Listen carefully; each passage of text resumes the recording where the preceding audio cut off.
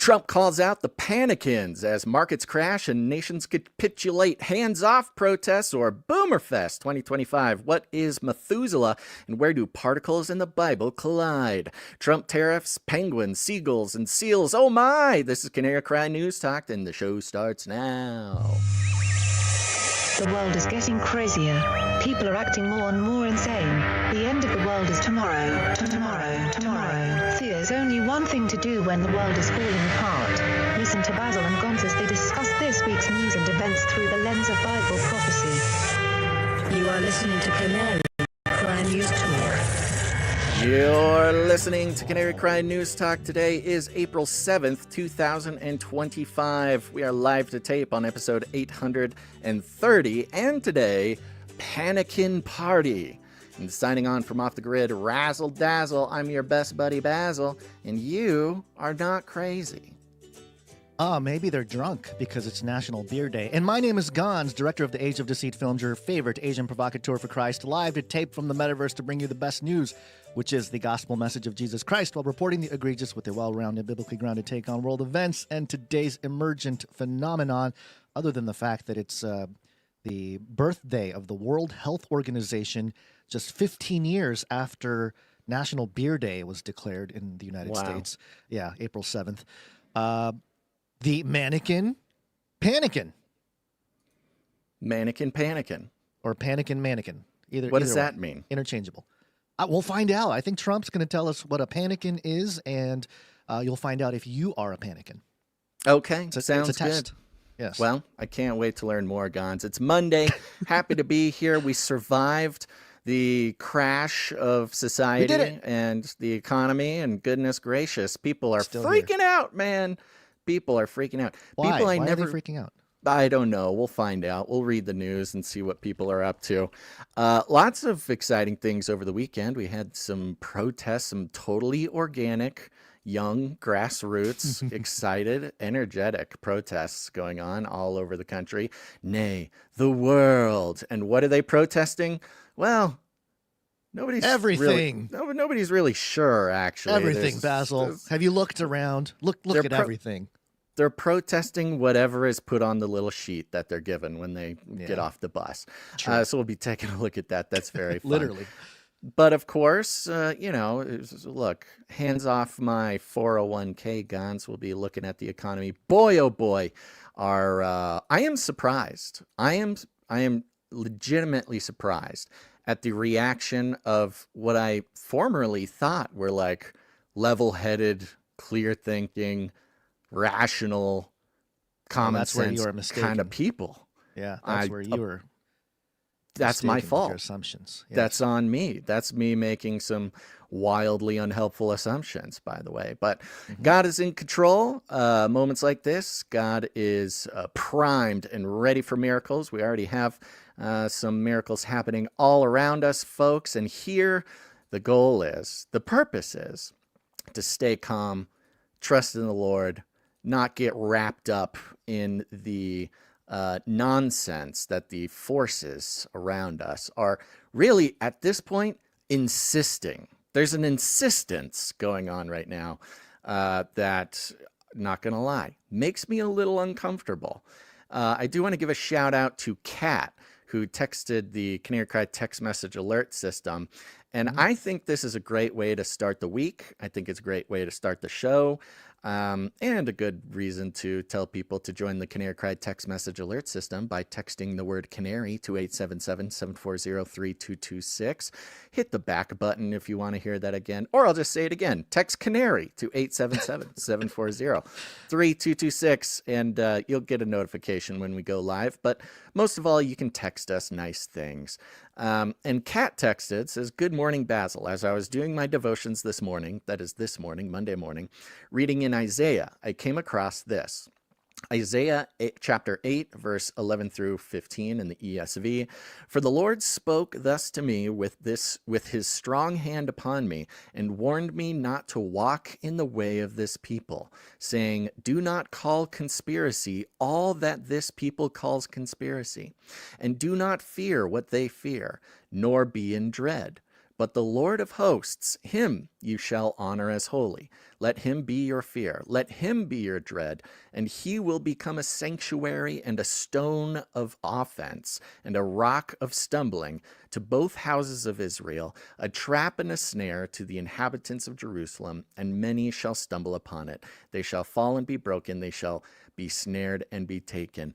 In our line of business, Gons, the do not call conspiracy all that this people calls conspiracy is an interesting verse, depending on the context of the cherry picking. This has been used, of course, in both churches ways. to discourage people from questioning the mainstream narrative, but also a very important reminder for all of us in these times that when, especially, establishments like the mainstream news, the corporate media, these types of establishments, when they are calling something a conspiracy, or they are obviously trying to install some panicking software in society as a whole, do not fear what they fear. Do not call conspiracy what they call conspiracy.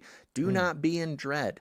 And what I'm seeing so much of is the mainstream legacy media dread infecting what we would usually call maybe the alt media, the sort of major alt media, some independent media. And again, we talk about how, the corporate influence advertising being of that system is a danger for alternative and independent media because it's the same principalities and powers that rule the mainstream media. It's the advertising, the data brokering, the mind control industry. And what we see here is alternative and some independent media falling into this trap, the same trap. The trap is not laid for them, and yet they stumble in it. Where through conspiracy, dread, fear, having those things misplaced has encouraged. Maybe it's purposeful, maybe it's not. Maybe it's just a reflex to those individuals to align with this mainstream corporate fear message. And I have been surprised. I've been taken aback this last week at the level of the cohesion, lockstep between the alleged alternative and independent media with the mainstream media. Now, I'm not a Trump ride or die guy. I am not here waiting for the storm. I am not playing 5D chess. Yeah, where's the whole quantum rails, the replacement, the whole thing? It was supposed to happen already. It was supposed to kick off like 2 weeks ago. XRP, I was baby. told. But yeah, when we find ourselves in alignment with the messages of the obvious and well-known manipulations of the establishment information system, we must question it. And that's what we're going to do here. We're going to take a look. And I encourage everybody, because I know a lot of our people are trying to figure it out. They're getting it from all sides. And we know the infiltration of the alt media with if not the messages, the actual individuals coming out of the legacy media. And now we see them sort of congealing once again to one message. And that one message is fear, is dread. And so I think this is one of the places where we here at Canary Cry and shows and people and communities who are more focused on what God is doing and what Christ has done in this world, I think is a wonderful opportunity for us to pull closer to God, pull closer to the Father, understand that something is at work and we are not to be tossed around by the waves and the winds. And hopefully we can bring a little bit of stability to the observation, the vibe, if you chaos. will, the chaos, some peace in the chaos. So I encourage everybody to do that as we make it through the show. Any comments, Gons? No, just nothing new under the sun. Nothing new under the sun. It's the same thing. We don't change much. The things around us change, but our hearts, our human hearts, don't change. That's right. We focus on one thing here, which is Jesus Christ. That's the thing that will change you, not a great reset or a whatever you think is going to change the world. It's temporary. These are all frivolous pursuits. And more on this later, but yes, nothing new under the sun is, of course, an eternally true piece of scripture. But also, when it comes to economics like this, it's nothing new every 7 years. It's depending on what chart you're looking at. Yeah, it's a cycle. It's a cycle. Yeah, we've seen this so many times before, and to think there's that new people. There's new people every time you go through. And it does get each iteration. I feel like there's more people being brought into whatever the truth or the way things are, and then they're all freaking out because it's the same thing, man. It's the same. That's right. But you know what? I can't really fault a lot of people because you and I were once there. When you start learning about all this for the first time, and then something happens that really affirms those newly held worldviews, you're like, it's going down. So yes, I don't blame anybody. The truth of burnout, kind of. But you will burn out. Yes, easy to happen. Will burn out. So with that, some ground. we're going to take a stand against those particular trends, forces, principalities, and powers, especially the ones who commoditize your time and attention, your eyeballs, and your trust in the form of advertisements, data brokering, whatever. We're going to take a second, thank a couple of people who made this episode possible. And no, they are not corporations who are trying to convince us that the world is ending. These are real human beings who get value from the show. Let's thank our executive producers. Executive producers. That's right. We're on the value for value model, which means that no corporations, commie, cartels, governments, NGO, none of them are receiving or becoming middlemen or whatever, providing any of the support, nor are they profiting from this show, which is part of the reason why it's so hard to find our channel at times, even if you specifically look for it. But we're on the value for value model. It's very simple. Whoever gets value understands. This is just the thing to understand. Your actions are your own, but the understanding is all of ours. That this particular show and shows like us do not, cannot, will not exist specifically without the active, intentional, and generous participation of people who receive value. The understanding is if value is not returned to the system, the system just won't exist, and that's fine. It'll just be how the Lord wants it. But you can become a producer of the show. That's what you are, producer of the show, by putting some value back in. Whatever value you get, you ask God, how can you put it back in the form of your time, your talent, or your treasure? You can learn all about it over at canarycry.support.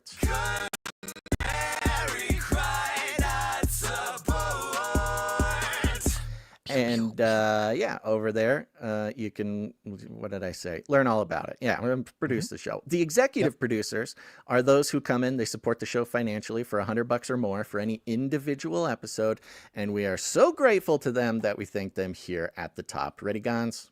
Yes. Well, of course, we have the one, the only Sir Alex Protocol, Baron of the Berean Protocol. Sorry. Where'd you find this? Baron. That's right. He's got his own jingle. And excuse me, that's Sir Alex Protocol V2, Baron of the Berean. Not V1. I don't know what happened to V1, but that's not him. He comes in with his very faithful $100.33. Illuminatus! And he is on a 383 producer streak and a 36 episode executive producer streak. Thank you, Sir Alex Protocol. We also have the one, the other only, Sir Jamie, not the Lannister, coming Where'd you find this? Sir Jamie, thank you. Amen. Coming in with his weekly tithe. Thank you very much. We take, especially gifts of tithing, extremely seriously, and we feel blessed that you trust us with that. Thank you, Sir Jamie. Sir Jamie's in the chat, by the way, folks. Say a hello to that fella. Of course, we've also got a returning executive producer. This is executive producer Felicia D. Felicia D. Where'd you find this? Thank you, Felicia D is coming in with a nice round number, which means we will not disclose the amount on the show. And if you need a reminder, when you produce any amount, if you come in with a simple round number on the 5 or the 10, something like that, that's you saying you'd prefer we do not disclose it. But if you don't mind us disclosing it, you put some funky number in there, 33 cents, 77, 1234, pick whatever funky number you want. That's you communicating. Let's have some fun. Let's read the number. Thank you, Felicia D. Thank you very much. Appreciate you, Felicia D. Now, we had a wonderful surprise, Gons. It's no secret that times are tough. Things are crazy. People are using whatever skills and shrewdness that they have to continue to endure this sort of tumultuous time in all of its forms. And we pray for every one of our producers. And in times like this, invariably, God uses some amazing person out there to make a big difference in the month, to make a big show of just God's goodness, both in the community and our lives, but also their lives. And that's why I want to thank executive producer Warrior of Yah. Where'd you find this? Thank you, Warrior. Thank you, Warrior of Yah, singular Warrior. Singular, of Yah. yes. Very much. Now, Very much on the radar now. Warrior of Yah came in with a nice round number, but I'm going to read this note here. It says, Shalom, Canary boys. God is good, and his timing is perfect, is it not? Yes, This is a daily thing that I have to consider and focus on. None of this timing makes any sense to me. But inevitably, I look back across my life, and in every season, his timing has been absolutely perfect in ways that I cannot even explain when I go back through my own history. So I agree with you, Warrior of Yah. The note continues, says, he has answered for some in my family a decade-long prayer, and for my life and for my wife and I, a prayer that had been going on since 2023. So all sorts of people's prayers getting answered here. All praise the Most High. Unfortunately, there's not enough room in the note to finish, and then the note ended, and then followed up with an email, and it continues, finish what I was saying. But hot dang, the Father is so good, isn't he? So this is 2 separate $1,000 donations for the first Insta-nighting. I would like you to give it to the producer who has been around. Oh, I scrolled and I lost it. Oh, no. Producer who has been around for a long time, giving their time or talent. Without them, the show wouldn't be what it is. For the second, I would humbly request that I shall henceforth be known as Sir Torstein, Knight of the Unknown God. That's very cool. My name is Dustin, comes from Old Norse for Torstein, pronounced Torstein, for Thor's stone, the magical stone atop Thor's hammer. Now, as occultic as that might sound, I hereby, in the name of Jesus, abscond this for the kingdom. Thor was the son of Odin, a copycat of the real son, Jesus, who is the son of the living God, Yahweh. And I humbly accept the honor of being one of his metaphorical weapons against all forces of darkness. Do try to read that in a humorous light. Forces of darkness. Right. I think it's very good. And I would even maybe extend away from the word metaphorical weapons to spiritual weapons. You can still put metaphor if you want. Literal spiritual weapons. Thank you so much, Warrior of Yah. We will be giving you your knighthood ceremony later on in the show. And for those who this might be news to, there is a valiant and noble group of producers. They're called the Canary Cry Round Table of Knights and Dames, a very special title to be bestowed upon any producers who produce the show in the amount of $1,000 or more. This could be all at once, or this could be stretched out over time. Does not matter. Some people, have monthly producerships, and it takes a couple years, and it's boom, they're there, baby, without even thinking about it. And this is open to anyone who reaches that milestone. And in this incredibly generous case, Warrior of Yah has not only, what's the word, qualified to become a knight himself, but has produced, donated a knighting or a daming to another producer. Now, I went back and forth a little bit. He did not have anyone in particular in mind. So it is up to us and the community to find the next knight or dame of the Canary Cry Roundtable of Knights and Dames. And so here's what I think we should do, Gons. First of all, we'll start taking nominations. Sure. Now, of course, a lot of the producers we hear about on the show often, a lot of them are knights and dames already. But if anybody has a producer that they would like to nominate to be knighted or damed who is not already knighted or damed, you just let us know. Probably in the chat might not be the best way to do it. You can text us your nomination at, might be a good one. if you're on the text message list. If you're not, text Canary to 877-740-3226. You can text us your nomination, or you can email your nomination to canarycryradio@gmail.com. And, think of whose name do you hear often or every so often who, either gives to the show with their time, their talent, or their treasure, someone who has not already been honored. We are taking nominations. Of course, Gons and I will be keeping an eye out as well to see if there's any obviously worthy. Deserving. That's better. Yeah. Everybody's worthy, but deserving is another thing. But we want to hear from the community. So thank you so much, executive producer, Warrior of Yah, making a huge splash on the show today and this whole month. And what an honorable thing to do, not just for yourself, but for your fellow producer. Yeah, really incredible. Very cool. Very cool. And actually, Warrior of Yah came in on multiple levels today because he actually did submit some art, which we'll do right here at the top of the show just because, he came in big. So spend a moment here. Warrior singular of Yah. And he sent a note. Shalom, brothers. Gonzo, brother, you crack me up like an old man reading something but saying another. You keep getting my name wrong, LOL. Mm-hmm. So I made a bunch of these memes to hopefully imprint on your mind that it is warrior, not warriors, plural, of Yah.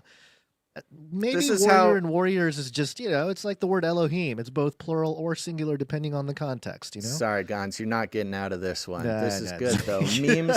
Memes is basically how, a primary form of education nowadays. It is, yes. Communicates a lot more than some guy talking on stage. Enough memes and you won't forget it. This one is the man and woman laying in bed. The woman on the left says, I bet he's thinking about other women. And on the man's side, it says, how does Gons keep getting my handle wrong? It's clearly written warrior, not warriors. That's very good. That's very funny. Good. Yep. Yeah, I'm sure it keeps him up at night. It does. This one is from, it's a WikiHow illustration. A young man on the left holding his hand out for a handshake, an older man on the right who is Gons. And the older man says, we've got a meme from Warriors of Yah. The young man says, it clearly says Warrior of Yah. And then the old man says, yeah, I don't care. Thank you, Warriors of Yah. I think these are all based on a true story. I think these are very It probably clear. is. A meme for each time I messed it up, yeah. Yeah, this one is from the movie Hot Fuzz. Gons is a tiller at a convenience store. Says, we've got a meme from Warriors of Yah. And the other policeman says, it's just the one warrior, actually. Just the one warrior, Gons. All right. How many more of these do we have? I love them, but we might need to spread them out. There's two more. This one is the row of urinals where one guy is using a urinal in a row of like 10, and then another guy walks in and stands right next to him. Says, we've got a meme from Warriors of Yah. And then the guy walks in and says, pretty sure that's Warrior of Yah, dude. That'll get your attention, Gons. Is it sinking in yet? That would. I think so. Yeah, it's getting there. All right. One last one here. We have the meme where Biden is congratulating some young man, and the American Sign Language interpreter is on the right. And so Biden says, and we've got a meme from Warriors of Yah here. And the ASL interpreter, a normal person who knows you don't pluralize a single entity, says, we've got a meme from Warrior of Yah here. This is what we need.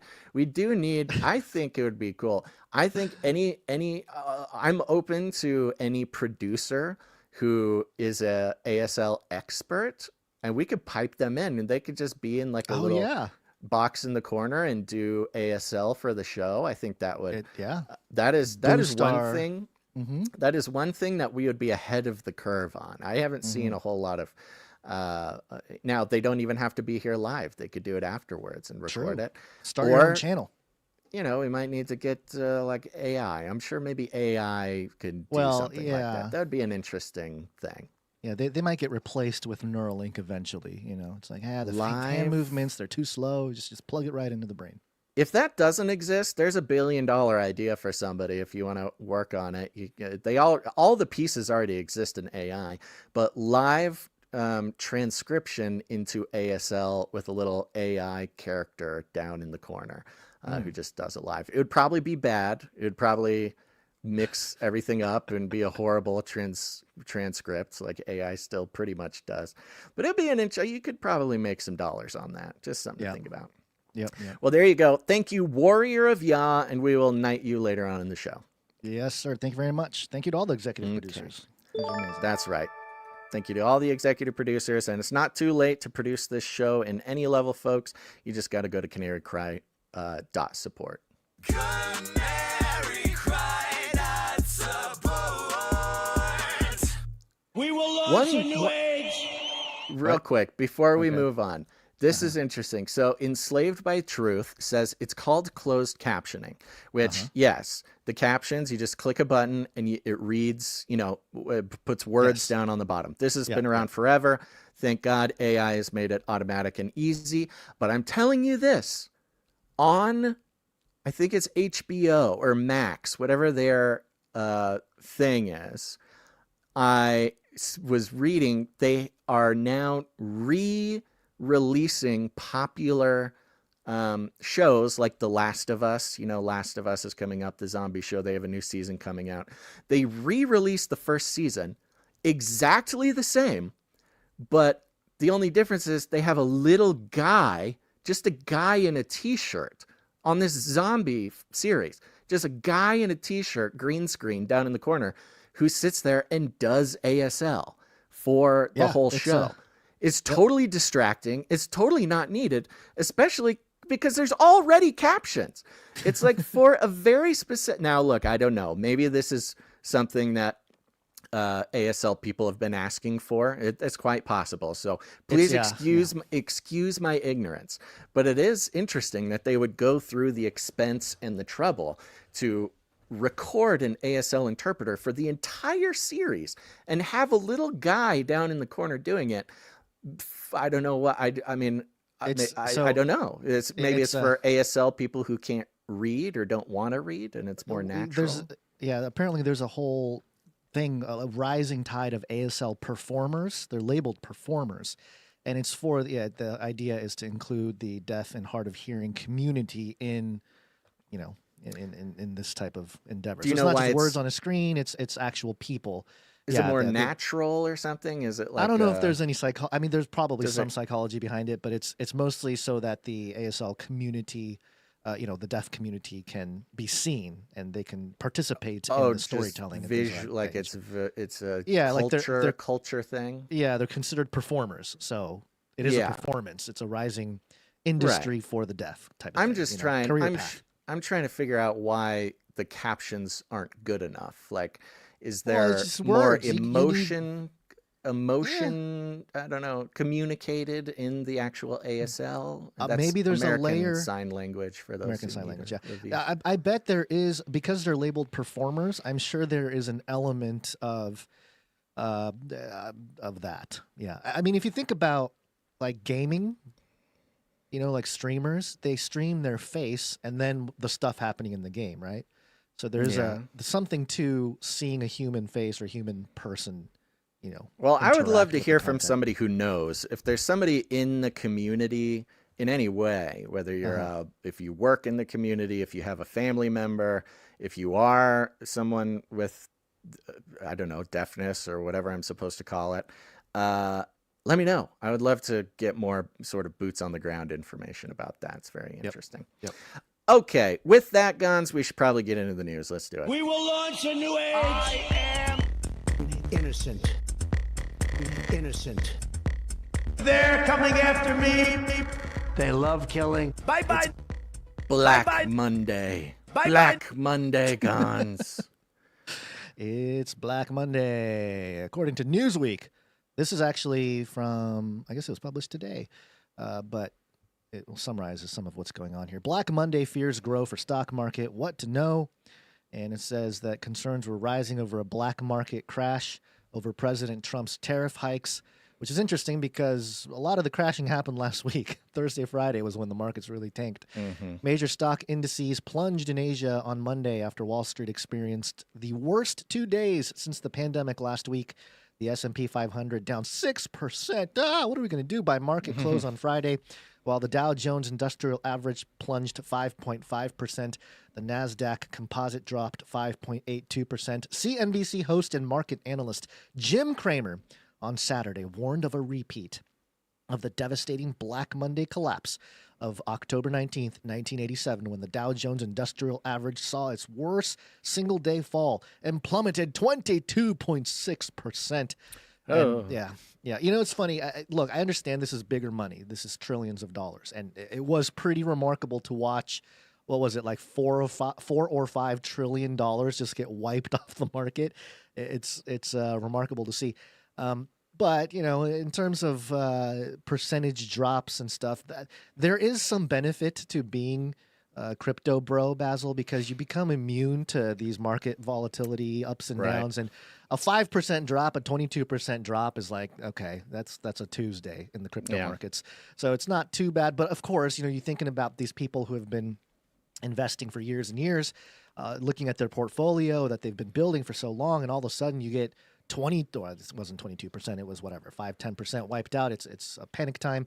But also Jim Cramer, it's interesting. He did say a couple of weeks ago, if people don't know, Jim Cramer, he's this analyst or whatever. He's famous for the inverse Cramer signal. He famously told everyone not to sell. He's a tool of the establishment to steer the retail investor public misdirect in the retail. direction that benefits the hedge funds big boys. Yes. Yeah. So like in 2008, he told everybody not to sell. What bank was it? I forget which bank it was. And then the next day was the crash. So traditionally, the retail investors, because it's a TV show and like the hedge funds aren't getting their information from Jim Cramer's MSNBC show. Right. But, your mom, your dad, your friends, like they are. So usually whatever he says on the show, traditionally, historically, and by the data, if you did exactly opposite of what he said to do, you usually fare a little better. Right. So in this case, a couple weeks ago, he said, I wouldn't be buying stock right now. Do you remember that? I think it was like 2 weeks ago. He said, I would not be buying stock. And everyone was like, oh, time to buy. And I feel like the reverse Cramer crowd has become big enough to where they can reverse all that and just annihilate those people that thought, okay, the markets are coming back or whatever. The manipulation is established. And that, this is a good lesson across the board, because it's one thing for instance, whatever, anti-Jim Cramer or the reverse Jim Cramer people to be, a small group on the internet, kind of a weird, funky, whatever, discredited group of people you shouldn't pay attention to. And, they just kind of ignore it. But by the time it gets big enough in the culture, they wield the same amount of manipulation. It just goes the other direction. But it's interesting because when he said this was after the big drops.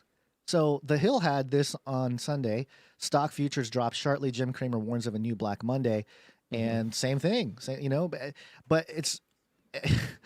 He's saying it like after the big drop already happened, so it's almost as that's if, like, interesting. Yeah, so he had it a couple weeks ago, and that came true. Like his inverse call was wrong in that regard. But then after the big drop, then he was like, "Oh, on Monday we're gonna have this big Black Monday," and it hasn't been that bad. I mean, it's been bad for other countries and stuff.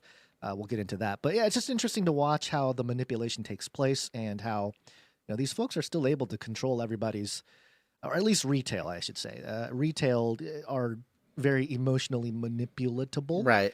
That's what they're known for. Is if you're if you're just a guy or a gal trading, you're basically just trading on emotions, which are incredibly easy to control on a mass scale. Here we go. He said on Saturday, Jim Cramer wrote on X, quote, "It's tough to build a new, weaker world order on the fly. Frantically trying to do it, but don't see anything yet that takes the October 87 scenario off the table yet. Those who bottom fished are sleeping with the fishes so far." Very colorful, colorful way to describe all this. I don't know, something about fish. But there you go. I mean, he's basically over the weekend saying that, Black Monday. Now, it didn't fall, which makes me think, I wonder if this was actually Black Rock Monday, and they quietly came in and bought up everything as it was down. That's the big point here, is that this morning, I mean, things are still down, but it's down, not, it's not some huge 20% apocalypse like he was saying. Right. So, of course, this has to prices do are with still the good. this has to do with the tariffs, and this put the list came out. There were, I don't know how many nations were on the list, but everyone, it was like a little spreadsheet that had the nations and how much the tariffs are, and Trump announced the reverse tariffs. And that's what caused all of this. Now, Donald Trump did truth and tweet out. He said, this is this morning right before the markets opened, "The United States has a chance to do something that they should have done decades ago," all caps. "Don't be weak. Don't be stupid. Don't be a PANICAN," parentheses, "a new party based on weak and stupid people." It's not even good. It's not even clever. "Be strong, courageous, and patient, and greatness will be the result." You know what this looks like? I mean, good advice still. This looks like Trump using GPT, like some GPT machine, like, come up with the word, like, whatever. And then spit out PANICAN, a new party based on weak and stupid people. So. Yeah, I mean, it's not a particularly clever word, and it actually refers more to Republicans than Democrats. It just in the sort of etymology of the thing. Sure. But, whatever. It's supposed to represent the people panicking. I think that's the people who are panicking are PANICANs, this new party that are, not very bright. Apparently. But boy, oh boy, are they panicking? It's crazy, man. People who I never even would have expected. People who are sort of level-headed, narrative questioning. There's something about the emotional. There's something emotional that people cannot resist, and you're like, oh, ABC, CBS, NBC, Jim Cramer, everybody's saying it's the end, it's the end, it's the end. Oh my gosh, it must be the end. And people totally turning on, even just talk about the, what is it? What's the Gelman's amnesia? Gelman's amnesia, which is basically waking up to the fact that the news is not an expert on anything or everything or anything. And they lie about something and you're like, wow, that's a lie. But then you turn around and believe the very next thing they do. They say. This is Gelman's amnesia. And coined by Michael Crichton, by the way. Is that true? Okay. Yeah, interesting. Michael Crichton. So, Jurassic yes, Park. This Gelman amnesia is pretty incredible, and people are responding. I mean, the fact that there was not a full Black Monday means that it is the hedge funds, the big traders, the establishments that did not panic. Because retail investors, there's a lot of them, but the amount that they own in stocks is, I think they own like 18 or 12% of assets. Most retail, or all the retail investors put together, own about 12% of the stocks. So the retail 88%. investors can't really move the market. can't move It's markets, it's the giant hedge fund establishment, BlackRock, blah blah blah. They move the market when they move, and what we're seeing today is that the establishment isn't panicking. It's mostly just No, retail they're buying. panicking. They're buying the dip. Yeah. They wanted a generational entry on some of these things. This is it. This is that generational entry. Yeah. Let's see. Where are we at here? John C. Dvorak. Oh, there was a closed Fed meeting that people were saying is an emergency Fed meeting, but I guess it was planned on the 3rd, which technically was after the announcement of the tariffs. They pushed it out a week. It was supposed to be last week, but the tariffs, took effect or whatever. Sure. And so the Fed pushed it out. Now, this is what's getting me. Now, I read a book, so I have to brag about reading a book. I read this book last year. I read a book, okay? So I'm going to refer to the book. It's called it's called The Secrets of the Temple. And it's an old. You've talked about the book, yeah. Yes, it's huge. It's like 1,000 pages. It's a really dry, really technical, really annoying read. I read it because I read a part of it. I saw a quote from the book that was like comparing the Federal Reserve to the ancient temple in ancient times. Babylonian. And the kind of control that the temple wielded, and not, also spiritually, but also financially, all of it. So I go, ooh, this sounds like my thing. I read it. That thing was like about a page. I read 1,000 pages to read the one page about the thing I was interested in. But boy, oh boy, did I learn a lot about the Federal Reserve. Now, this book was written in 1987. So Jim Cramer and a lot of people are talking about the 1987 crash. Jim Cramer tweeting, this could be another 87. It started spreading like wild. The meme spread on X. Oh, this is another 87. Well, this book that I read was written specifically the entire history of the Federal Reserve all the way up to the crash of 87. So it's particularly relevant. And I'll tell you what, I wish I could recommend it, but you better be a certain kind of person to make it through that book. But everything that is happening, everything that has been happening, but especially what's happening right now, is the exact stuff that happens every, 10, 14, 15 years. The Fed has this cycle going. It's exactly the same. So it's very relevant. So it's very relevant what we're seeing here. The Fed planned to have their meeting. They pushed it out. This is the meeting. And we've said it before, but I'll just reiterate, just to remind people that, don't listen so much to Jim Cramer. The United States has something like $7 to $10 trillion. The country has $7 to $10 trillion of debt that comes due this year, meaning the country will have to write a check in cash for $7 to $10 trillion. Now, this is always the case. We have this enormous revolving debt. And what does every single president do every single year? They refinance the debt, which doesn't solve anything. In fact, it increases the amount of interest that the country owes, which means the more taxes they have to take, and it's yada, yada, kicking yada. the can down the road is how it's often described to people, Because when a president refinances the debt, it's not due for another 7 years or so.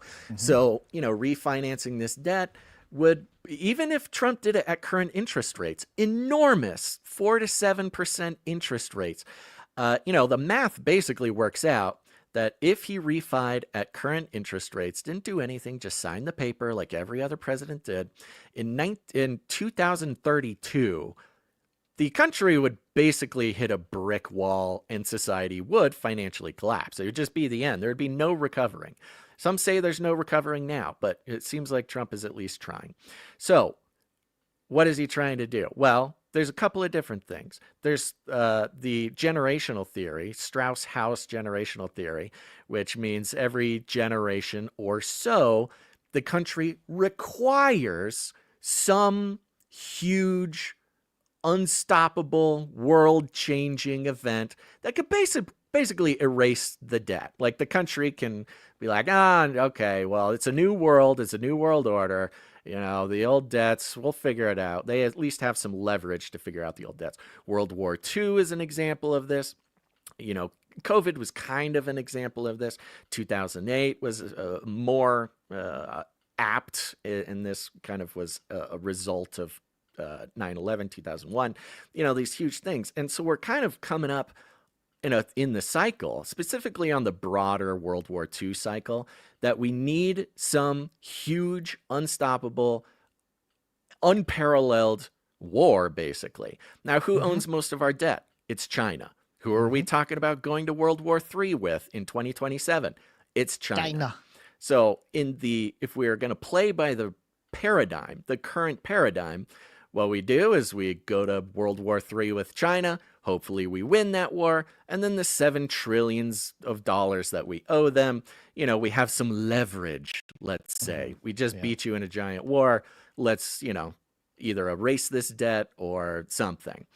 So those are our options. The option is coming up 2027. The generals are already talking about World War III. However, if we could refinance this debt at a lower interest rate, maybe even zero, then not only Trump could kick that debt down the line, but actually do it in a way that doesn't destroy the country in 2032. Now, the country can always be destroyed at any moment, but this is one particular thing. So how do you get the Fed to lower interest rates, specifically when the Fed chairman is Jerome Powell said he's not going to be affected by Trump policies, and he's a Trump hater, right? He doesn't like dug his heels down. How do you get him to actually move it? Well, unfortunately, the only thing, and this is in the book, the only thing that really makes the Fed move, and they are always late, they're always too late, they never do it on time, they're so blind, it's like a whole thing, 800, 900 pages worth of how silly that system is. You must crash the economy. It's the only thing that makes the Fed move. And look, whether or not this is on purpose, the situation has now become. No. Trump published on the 4th, like this is, what was it? On Friday, as things were crashing, he said on Truth Social, this will be a perfect time for Fed Chairman Jerome Powell to cut interest rates. Yes, it's quite obvious. It's really obvious. He's always late, but he can now change his image and quickly. Energy prices are down, interest rates are down, inflation is down, even eggs are down 69%. And jobs are up. All within 2 months. Big win for America. Cut interest rates, Jerome, and stop playing politics. So there you go. When there comes up now, the Federal Reserve is supposed to not be political. In theory, the president is supposed to have no influence on the Federal Reserve because, of course, the Federal Reserve is not a government entity. It's a private entity, and we can go into that some other time. It's a classic rabbit hole. Go have fun. So the president is not supposed to have any control over what the Fed does. The president does have power to nominate the Federal Reserve chairman and the presidents. And the problem is Trump can't just be like, you're not listening to me? Okay, you're out. Can't do that. However, the president does have an ability.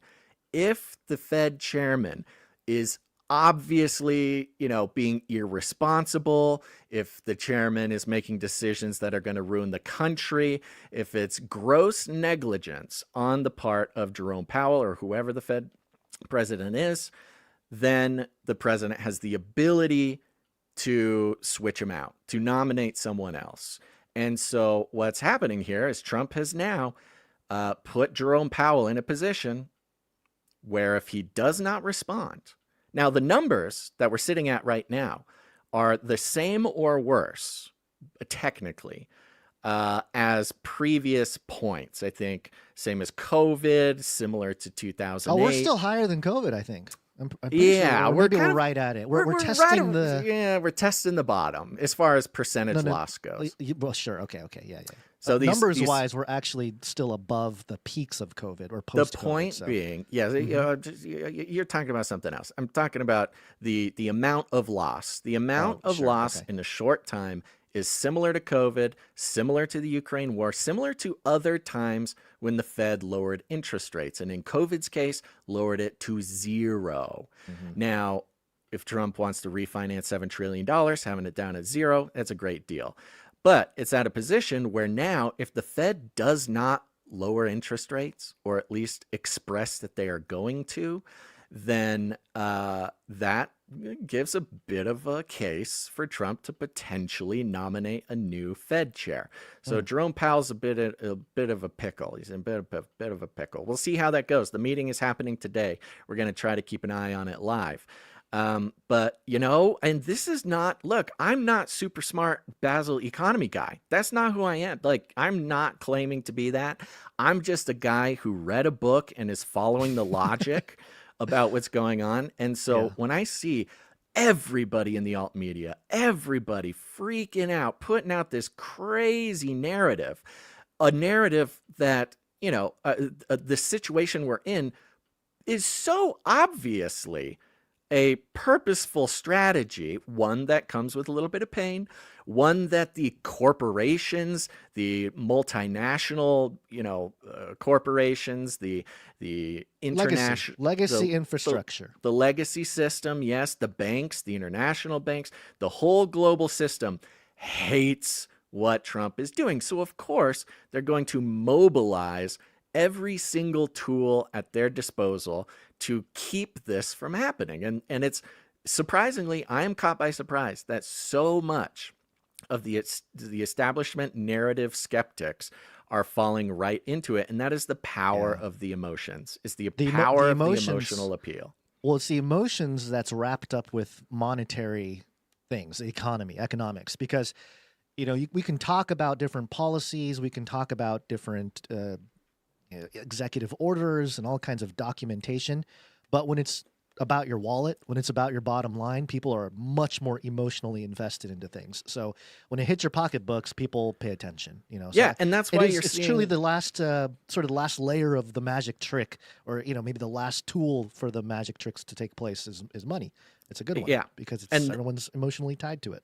It's powerful enough that you're seeing even Republicans, not even like your basic rhino establishment Republicans. You're seeing a bunch of Republican lawmakers, politicians of all kinds, suddenly out of nowhere being like, oh no, he's ruining the country. Yes, I voted for him. Yes, I campaigned for him. Yes, I trusted him and all these other things. But no, now he's ruining everything. Why? Because their entire livelihood, their entire, you know, support base, donor base, the donor class are you have the entire financial infrastructure of the entire world who are sitting here going, no, stop doing this. You're not gonna stop this global trade deal, the Bill Clinton NAFTA, you know, money siphoning system. We all got rich off this. We all got elected off of this.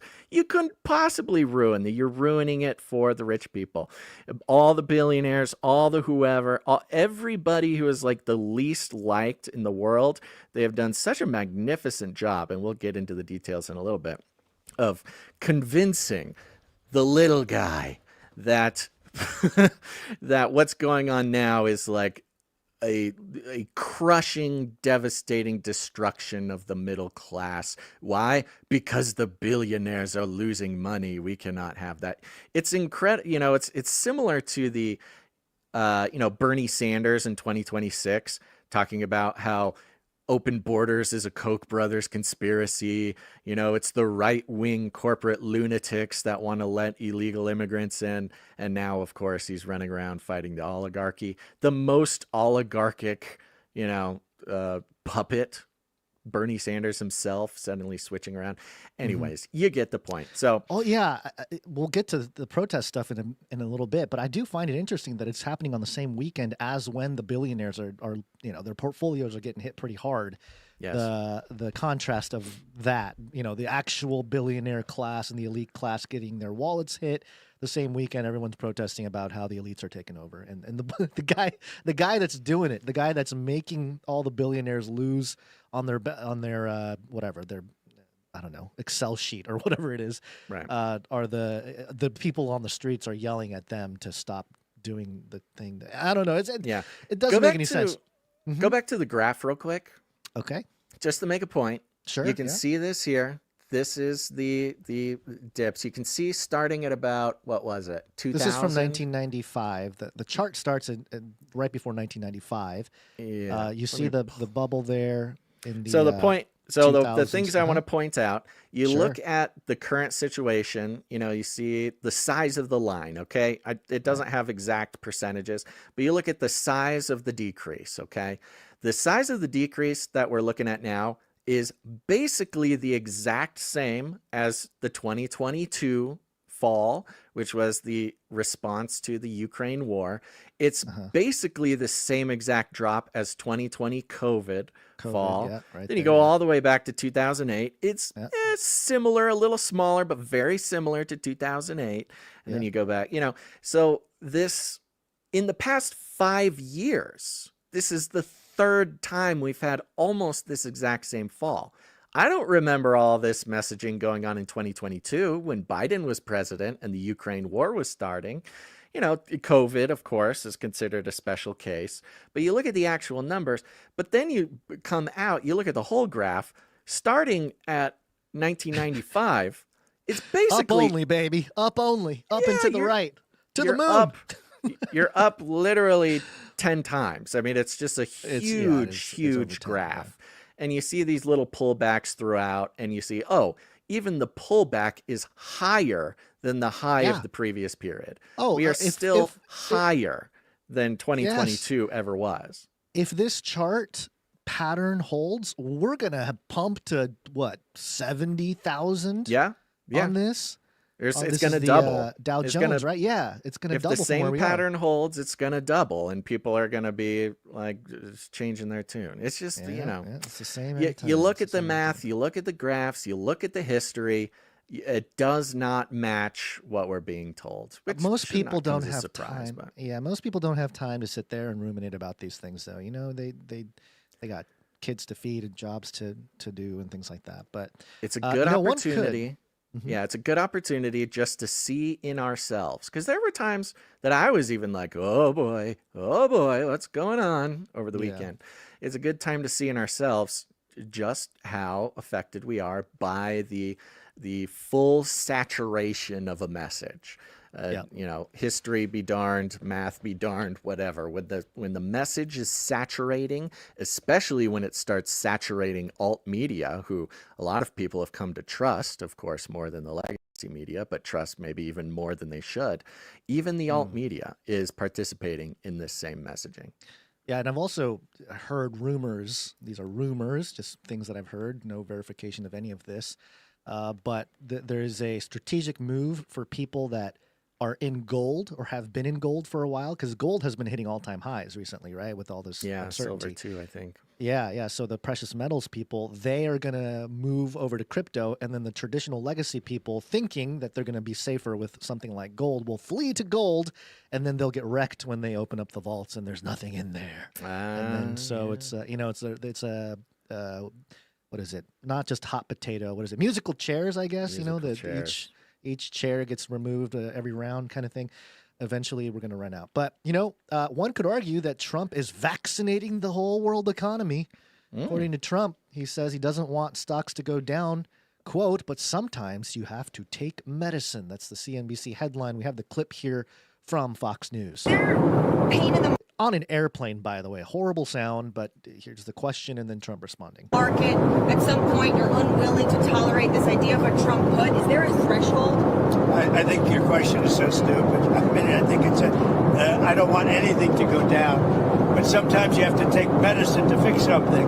And we have such a horrible, we have been treated so badly by other countries because we had stupid leadership that allowed this to happen. They took our businesses, they took our money, they took our jobs, they moved it to Mexico, they moved it to Canada, they moved a lot of it to China, and it's not sustainable. We're not going to do it. Now we have hundreds of billions of dollars is pouring into our country on a monthly basis. It's pouring, it's already started because they put tariffs on. and eventually it's going to straighten out, and our country will be solid and strong again. I don't know. There you go. Sounding like he's making a little bit of sense, but I don't know. Does that make me a MAGA lover? Should I just change my hat No. into a MAGA hat or what? No. I don't know. It's just so basic. Sorry, I opened up a web page. I'm probably going to lag here for a second. This gosh darn thing. But am I back? Can you hear me? Yeah, you never gosh. left. Yeah, you're good. Well, maybe you can't hear me though. Yeah, sorry. There's a little bit of a lag. Yeah, it's a little bit of a lag. But yeah, so obviously this all started with the tariffs. This all started. We're going to get to the protests as well, but the tariffs. Oh my gosh, he's tariffing other countries half of what they tariff us. Oh, what a cruel, cruel man. He's going to ruin everything. The prices are going to go up. The thing's going to crash. Oh my gosh, this is all so organic and true, but goodness gracious. Well, of course, Trump's plan was always, hey, come to the table. Talk to me. I got you half. They're going to come. We're going to make deals. Oh my gosh. We had Canada breaking off their relationship. We had to have the madness. Well, they're starting to change their tune, Gons. Starting to change their tune a little bit. You can notice some articles around the internet, things like list of 50 countries who are dropping their tariffs because of the Trump thing. Politico here, this was the big one. Politico, EU offers Trump removal of all industry tariffs. This came out today at 3:30 p.m. CET. Oh, look at that. Okay, 3-3. The EU has offered the United States a 0-for-0 tariff scheme. European Commission President Ursula von der Leyen, said Monday, seeking to avoid a tit-for-tat trade war. Look at that. Quote, we have offered 0-for-0 tariffs for industrial goods, as we have successfully done with many other trading partners. Oh, weird. How come you didn't do that beforehand? So you've done it with multiple other trading partners, but you weren't doing it with the U.S. Okay. I love these little things they're putting in there because they're responding. They're doing exactly what Trump wanted them to do, which, the mainstream said would never happen. But so they're coming, they're like, okay, they're capitulating to Trump's deal, but they always couch it in this like, well, we're going to do it anyways. We do this all the time. We're not doing it because what you did, but we're going to do it because we were going to do it anyways. Okay, sure. We have offered 0-for-0 tariffs for industrial goods, as we have successfully done with many other trading partners, because Europe is always ready for a good deal, so we keep it on the table, she told a press conference alongside Norwegian Prime Minister Jonas Gahr Støre. But that's not all, Guns. We also had Zimbabwe. Hey, Zimbabwe. Our big trading partners, Zimbabwe, is set to become the first country. I don't think they're the first, but okay. You'll see Trump advisors. I thought it was the other little Middle Eastern Israel nation was the first one. Yeah. So It's why Israel. is Zimbabwe the first one? Let's see here. Where did my Taiwan? Well, one of the big ones is Taiwan. Oh, yes, Taiwan that's has huge. come to the table. It's the Humongous. biggest one. What are you gonna do? Taiwan is the number one thing. Of course, this is wrapped up with The what chips, was the it? microchips. Microchip, yes, right. Well, China too. So that was That's part China, of China's response. So Taiwan's coming to the table, EU's coming to the table, Zimbabwe's coming to the table. I hear Australia's coming to the table, even Canada's coming to the table. We didn't bring the clips, but boy, oh boy, Mr. Ford, who is going to turn off the electricity and go into war, Canada's coming to the table. Everybody's coming to the table. So things are happening. I imagine that is part of why, Black Monday didn't happen the same way everybody thought they were going to say it, because retail investors are freaked out, so they're getting out. However, all the hedge funds see countries coming to the table. So look, let me be clear. This is not the spirit in which I am presenting to you these facts is not, yay, Trump. Trump is the best. Trump is a genius. He did it good. Clip it. The spirit. Clip that. Look, just put a big old MAGA hat on his googly eyes and just clip that and we'll go viral. It's a pretty good jingle, but the spirit in which this is being presented is the anti-legacy media, what they are telling you, what they are riling up your emotions for, even what the politicians in these other countries are coming out and saying. It does not matter. It is all a magic trick. The reality is that the United States still, and I get we got a lot of international producers who are kind of a little irritated at the United States right now, and that's okay. I'm sorry. I love you. I want your country to do well.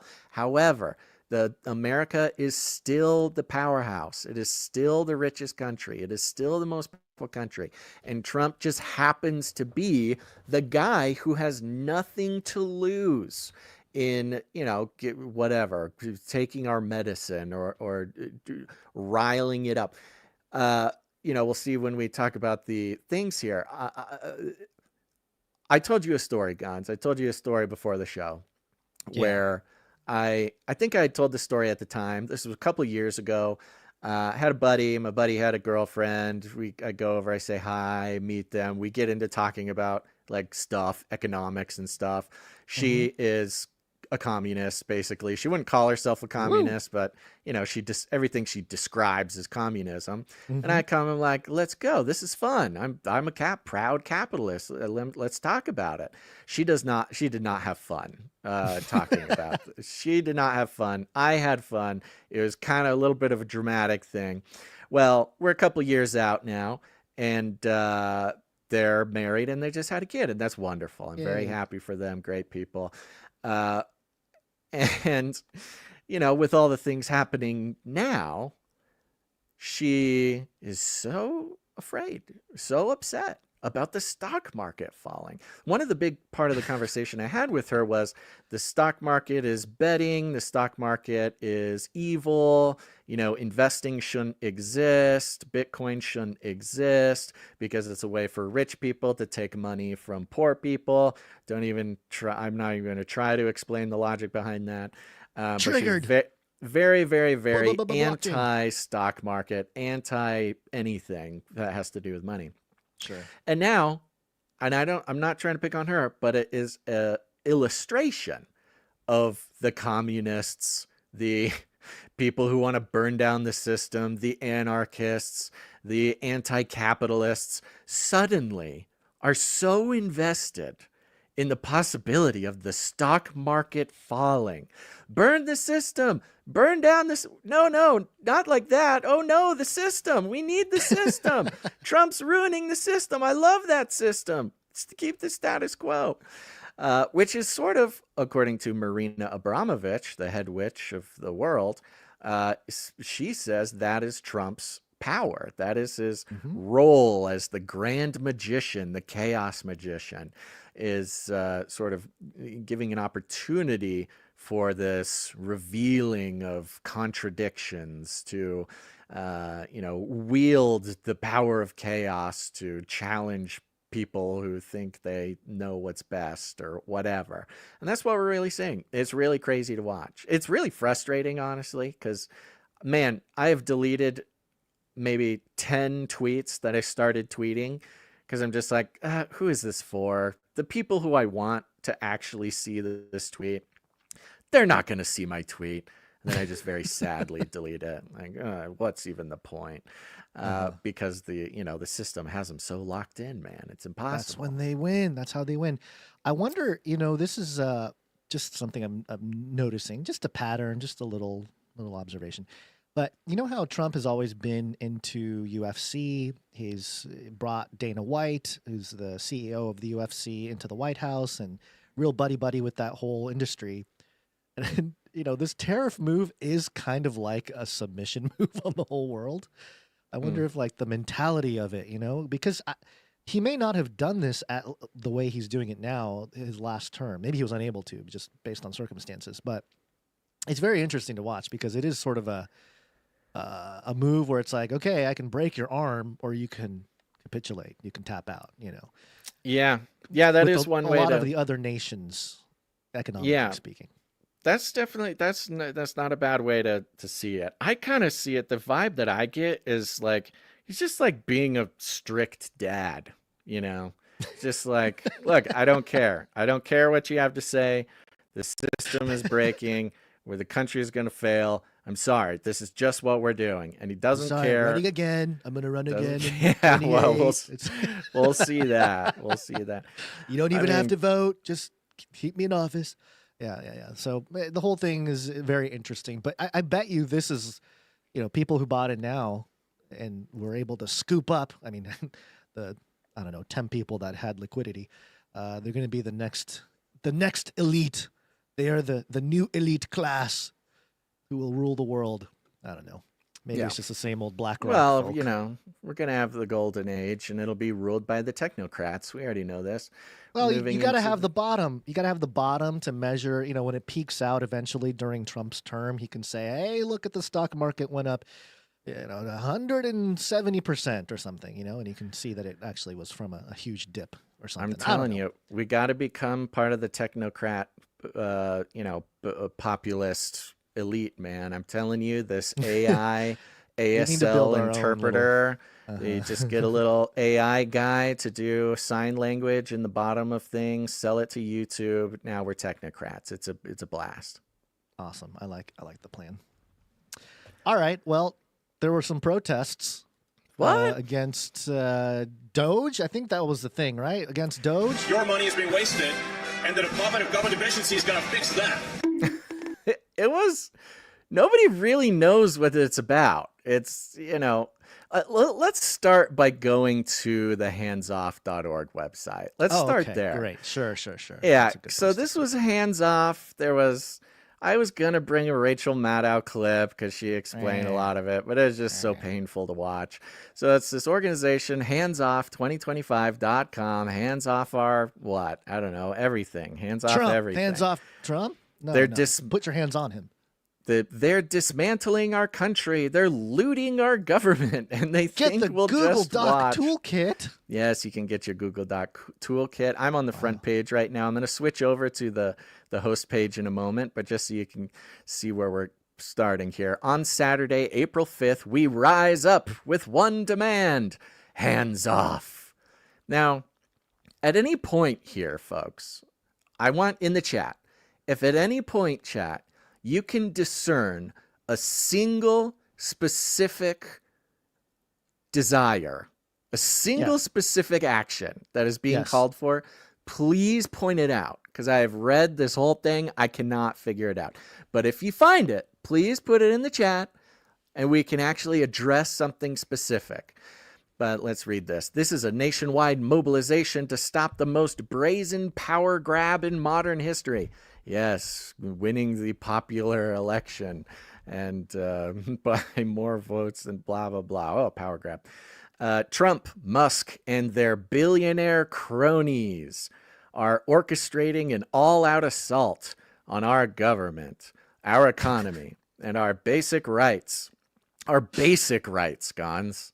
The very basic ones. If you didn't have basic rights, you probably wouldn't be able to publish this website. No, this is free speech. There's no free speech on this website. Enabled by Congress every step of the way. Enabled. They want it doesn't matter, but the executive branch's power doesn't come from Congress. They want to strip America for parts. Okay, shuttering Social Security offices. Well, no, firing essential workers. What is an waiters? What are you talking about? Essential? Are they firing doctors? Eliminating consumer protections and gutting Medicaid. Have they done anything with Medicaid? Did they say they want to do anything with Medicaid, Guns? I haven't seen anything. I don't know. Now this is the best part. All to bankroll their billionaire tax scam. We'll hear a lot about this. I don't exactly know. They're handing over our tax dollars, our public services, and our democracy to the ultra-rich. If we don't fight now, there won't be anything left to save. So we're going back to this idea that Elon Musk is going in, stealing your Social Security money, and putting it in his bank account. Okay? He's stealing your tax dollars. Sure. Now, this was, I just want to point this out. Go over to, Resources Host Toolkit. Okay? Yeah. So you can host your own event. That's how, you get so many. How to plan your event. You got a Google Doc toolkit. You got some basics here. On April 5th, national and local organizations are coming together across the country to organize their Hands Off, a national mass activation in defiance of the Trump-Musk billionaire takeover and the Republican assault on our freedoms and our communities. I just love the idea that like just now the billionaires are like controlling the government. It's like Bernie Sanders, AOC, oligarchy, fight the oligarchy. It's like, where have you been? Come on now. The billionaires have been in control for a while. Hands Off is an all-in moment for the pro-democracy, pro-worker movement. A demand, a warning, and a rallying cry that responds to the primary reasons for our mobilization. Let's see it. What are the reasons? Primary reasons. Here we go. Yep. Trump and Musk are attempting an illegal power grab as a crisis we must stop. Is a crisis we must stop. This doesn't make any grammatical sense. No, it doesn't. Trump and Musk are attempting an illegal power grab is a crisis. Oh, okay, all right. Trump and Musk are attempting an illegal power grab is a crisis. Crisis we must No, stop. it doesn't make sense. It's not a good grammar. That's not a good sentence. Yeah, it's not a good sentence. But Trump, sure. Musk, and congressional Republicans are gutting services, raising prices, and racing towards slashing Medicaid, Social Security, and more. So they're not intending to slash Medicaid. They're not slashing no, they're racing towards it. It's a race towards slashing Medicaid. Trump, Musk, and congressional Republicans are on this path of destruction for the benefit of their billionaire allies. Okay. Feels like this operation itself is for the benefit of the billionaires who are funding this hands-off movement. But exactly. Okay. All right, sure. Yes. It's just so vague. What is the benefit of their billionaire? There's 3 points of nothing. It doesn't tell me anything. Now you go to the next section, why we're mobilizing on April 5th. Yeah. Tell me why. And you can look here. I'm not going to read all of it, but just scroll through the text here for a second. And anyone who has ever used once in their life ChatGPT can see immediately that this was ChatGPT formatted. Super obvious. Look, we don't do a whole lot of social. I've been running some experiments on Instagram, and ChatGPT can help make captions. It can help you write stuff. This thing where they put a little emoji right before the first sentence, which is a bold. Yeah, I don't know how to explain it for those who are just listening. I'm sorry. It's just like classic ChatGPT 101 straight from AI. When they list things, when they list things, they put an emoji at the very beginning, and then they bold caption, or I guess they make the first sentence bold, and then the rest of the sentence is normal. And they just do that over and over and over. Like that's what ChatGPT does. So, and it's more of the same. We are facing a national crisis. Since this inauguration, Donald Trump has launched an unprecedented power grab, driving up prices, well, except for eggs and gas and stuff like that, slashing funding for essential programs like abortions, and creating instability at every turn. Okay.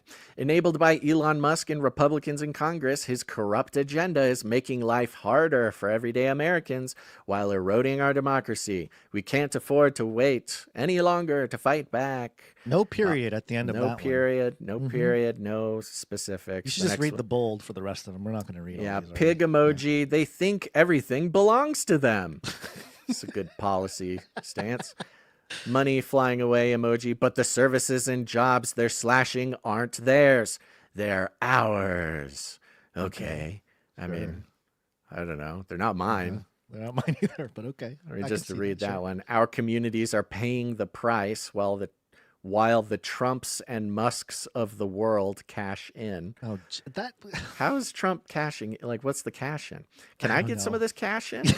How do we cash in? Oh, God, don't be mistaken. It continues. It's not just about money, okay?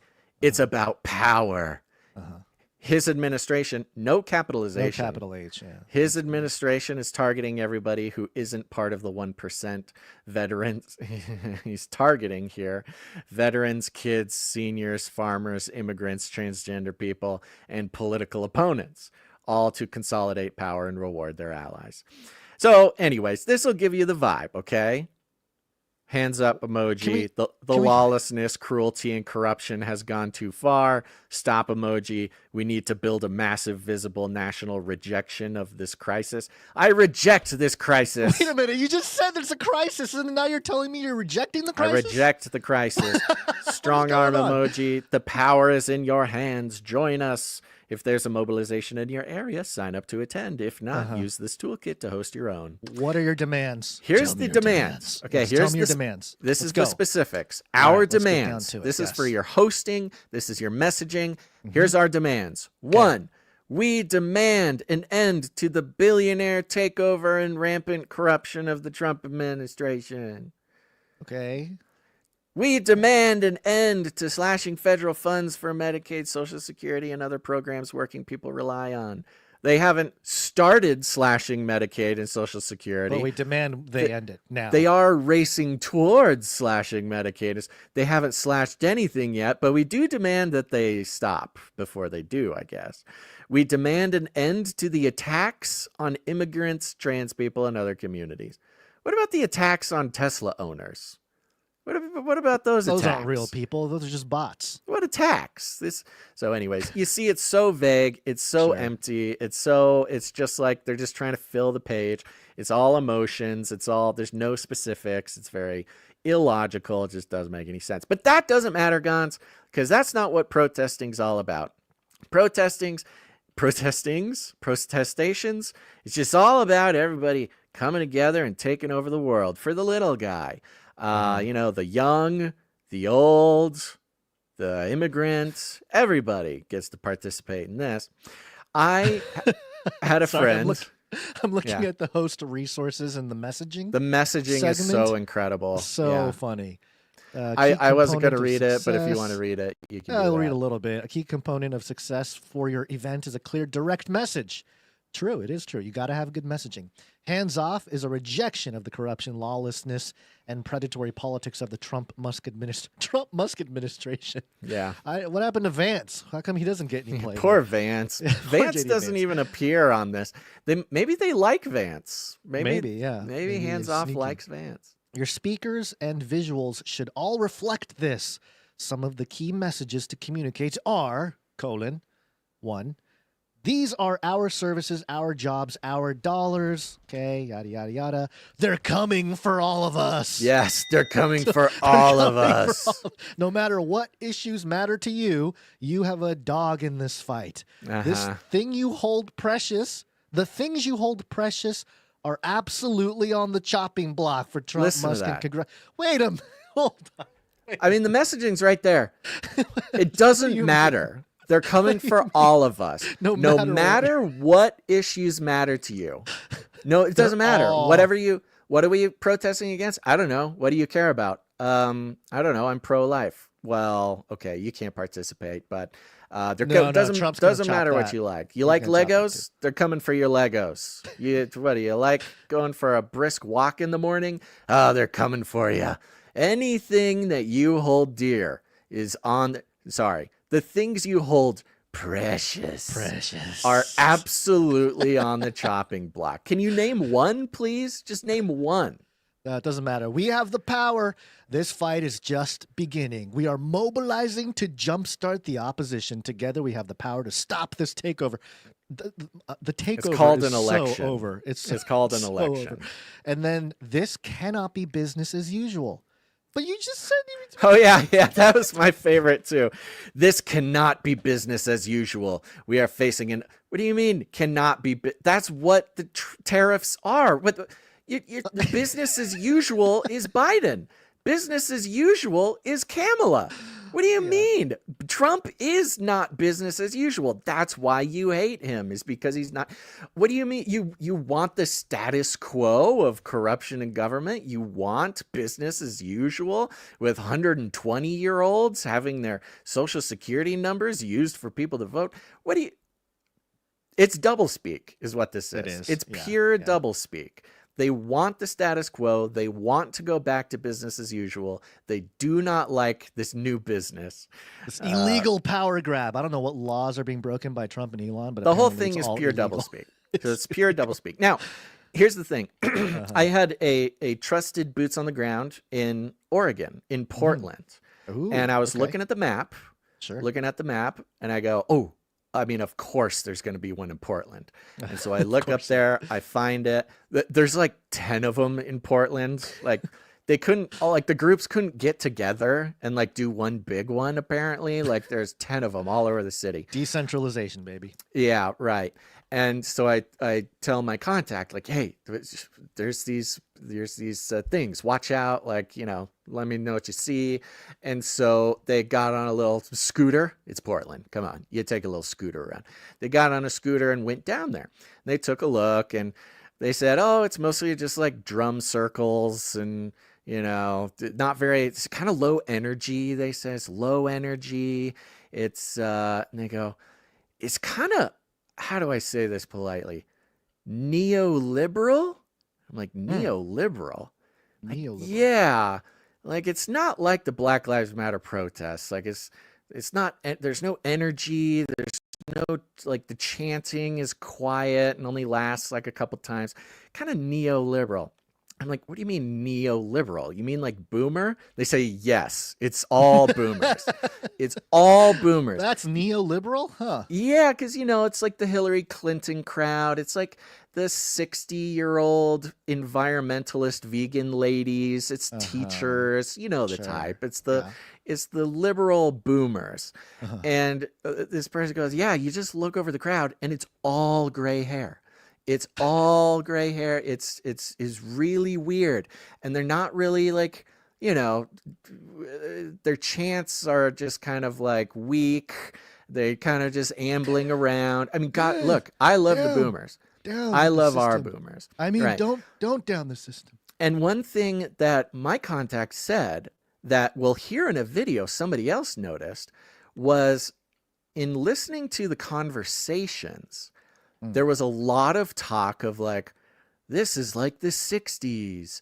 Oh, this is like the 60s. Like it was a bunch of old hippies who are getting together and kind of like reminiscing about the protests in the 60s. There was no references to like Black Lives Matter.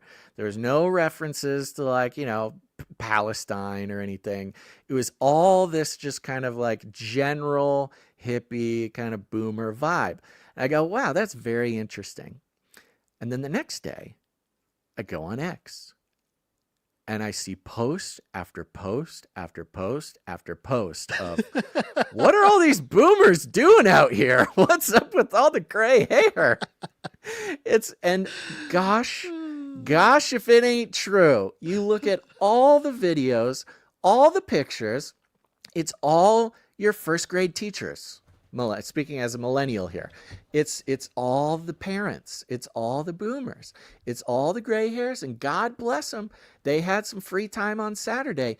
Very, very, very few, if any, people of color, young people, the people you would expect to come out. There was a young lady who was there. Would you like to hear from her? Yes. Is this the edited version? I hope so. It Good. was edited. Hopefully it is edited. If Hopefully not, I it's still apologize edited. because yes, here we go. Let's see what she has. I'm at the protest right now in New York City, anti-Trump, anti-fascist protest, and I have one question. Where the fuck is Gen Z?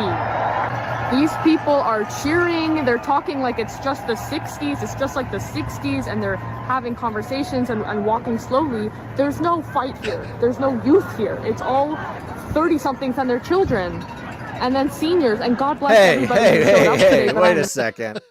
Stop it right there. No, it tripped me out when I saw this video because that is exactly what my person in Portland said. They said they just kept talking about the 60s. And then I see this, I'm like, oh my gosh. And this person's in New York, I think, right? Yeah, they believe. Okay, but look, she said everybody's so old. People in their 30s with their excuse me, young lady. Come on now, that's not fair. So boomers, don't worry, we're right there with you. I guess 30s counts as boomers too. Yeah. And then seniors, and God bless everybody who showed up today, but I'm really disappointed in the youth turnout. Where is the youth turnout? This is your future that is going to be impacted by the actions of the Trump administration.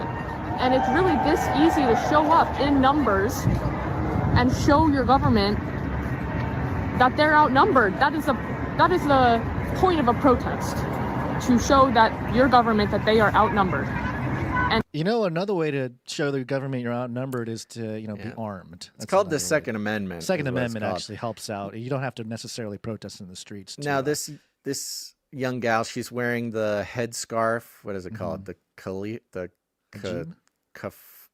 I forget what it's called. But, the Palestinian headscarf thing. Let's finish this out. Sure. Here we go. Sorry. Numbers.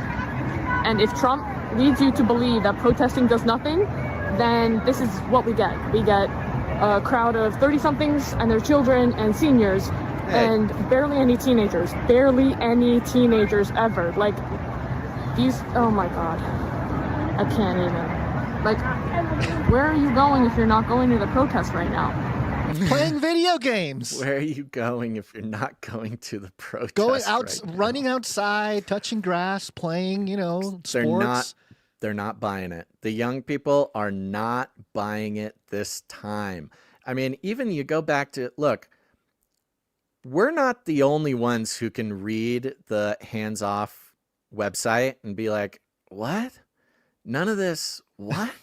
It's just Right. like, the emotions cranked up to 11, the obvious manipulation, language, the obvious, the only specific that they ever mention is Medicaid and Social Security. And even then, none of what they say is happening.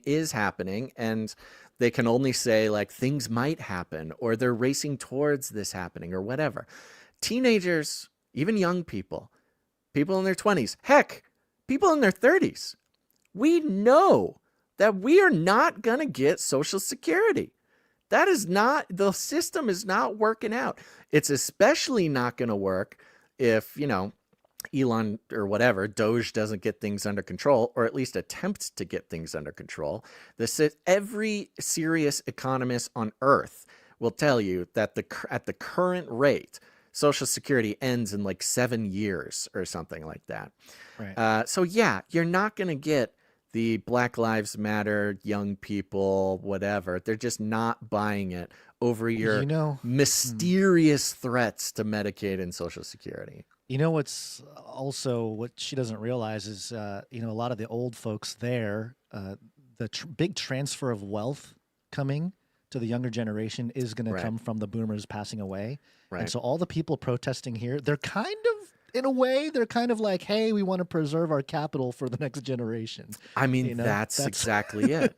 So that's exactly the point. And it's the boomers who are who are most affected by 401k, issues. The teens, the 20-year-olds, most 30-year-olds, they are not looking at their 401k worried about the stock market. They are not, they're not even under the illusion that they're ever going to get Social Security. Young people can have Medicaid, and I think that is important for, certain groups of young people to have access to that, or else they'll just die. But, of course. And so this was the thing. I almost consider this elder abuse. Now, at my age, I do not consider boomers elderly in the way that I would have maybe 10 years ago. I look at 60-year-olds and I think, oh, that actually doesn't look too bad. Seems fine. Whereas when you're As it gets younger, closer. as it gets closer. So look, I'm totally boomers. I am an advocate. I'm an ally. But the emotional manipulation, and unfortunately, I've certainly seen, the left will say, oh, boomers and their Fox News, they just believe anything that's racist. There's this like view of boomers from the young left of how their Trump supporting boomer parents are like so disconnected.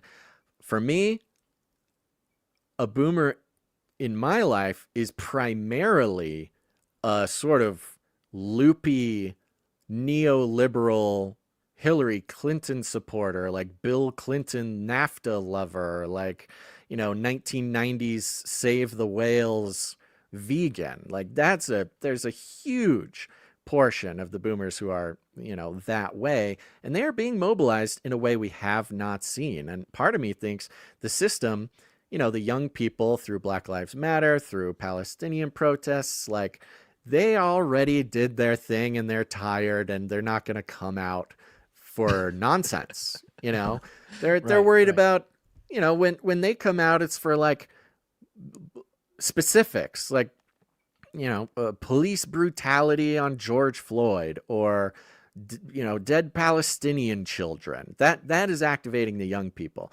This amorphous, emotional gobbledygook about Trump and Musk and the lies that are hidden within, this is not activating them. So sorry, I'll stop rambling. We got some more clips to see here. Let's do this next one. This is what looks to be a trans woman in their 60s or something. Let's play this one. Hey friends, I just passed the Dunkin' Donuts, which is the most vague possible location I could possibly give you in Massachusetts.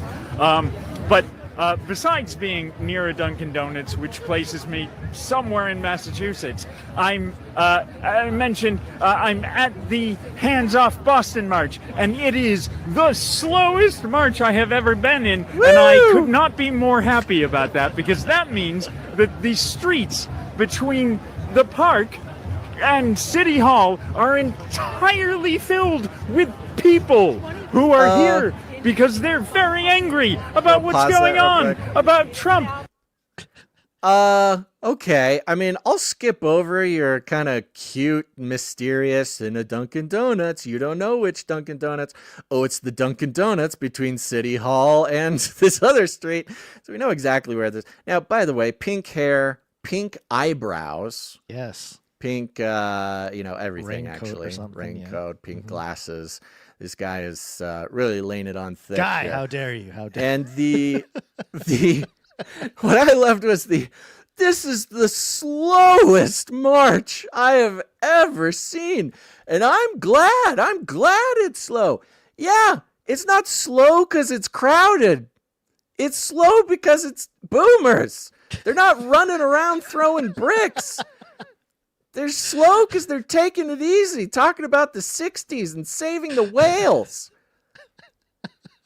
And fascism trying to take this wonderful country with all these wonderful people, and there are great chants going on. Oh, great chants. Immigrants welcome here. Trans people are welcome here. Trans kids are welcome here. Okay, hold on. Trans kids? Trans kids? Why?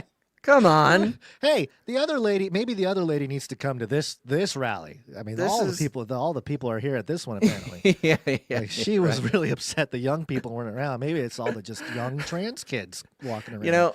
I think there's a chance from some of the biology, there's a chance that, if you start this transition process, it actually ages you quicker. This person we're looking at here is actually 17, and that's the scary part. It's in Massachusetts, kid, get your fucking hands off of it.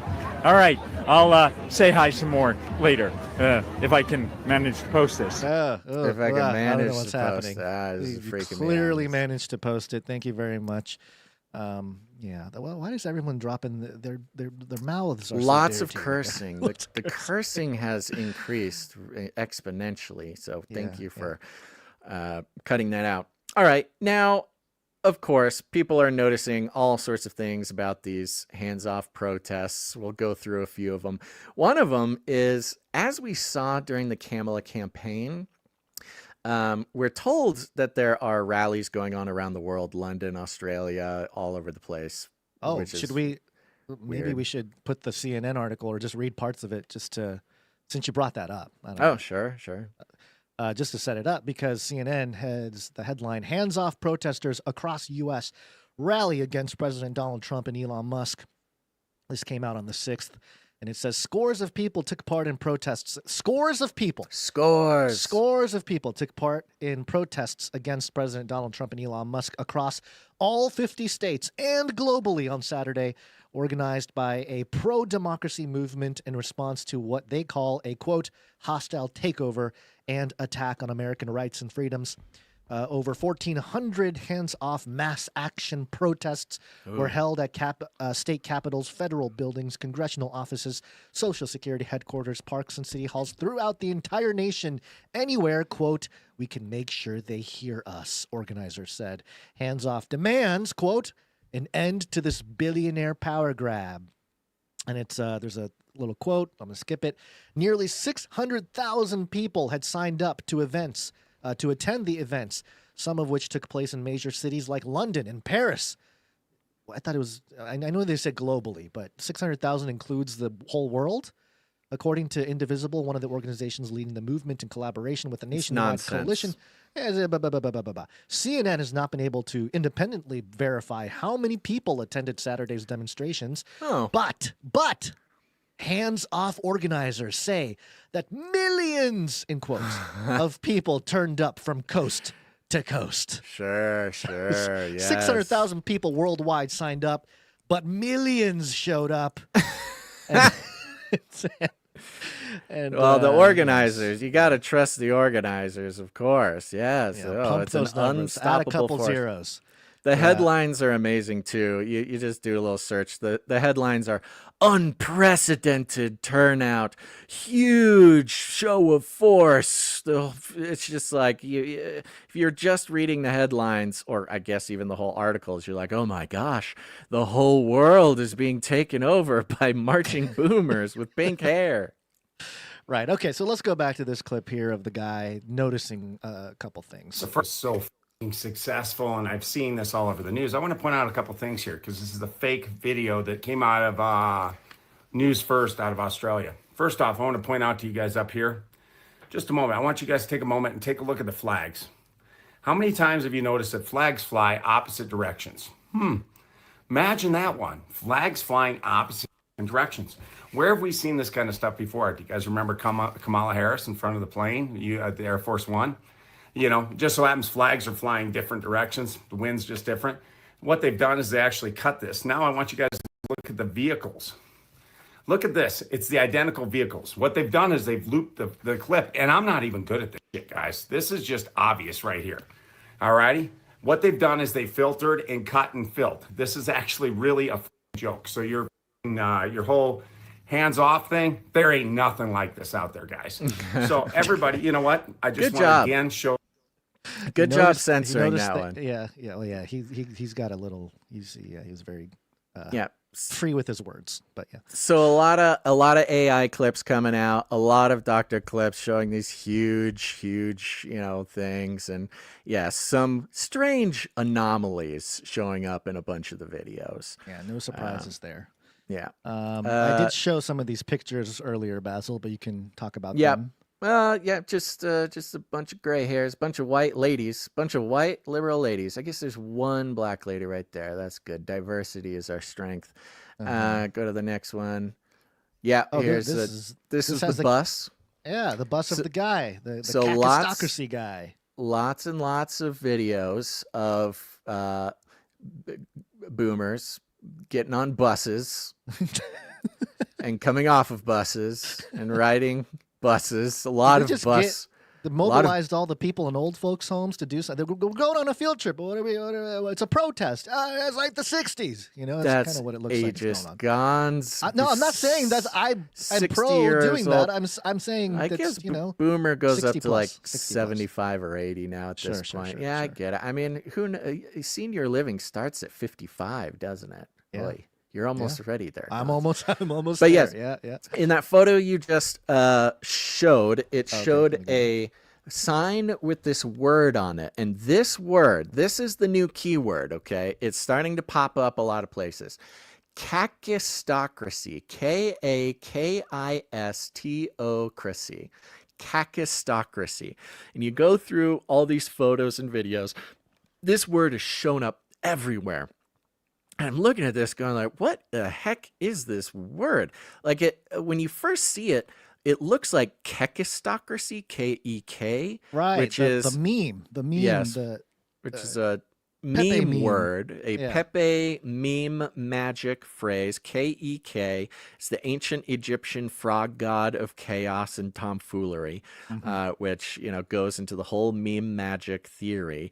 And so anyways, that's what I thought it was. And then it shows up and turns out nobody really knows what it means because somebody approached this young boomer man here. He's holding a giant flag that says "End the Kakistocracy."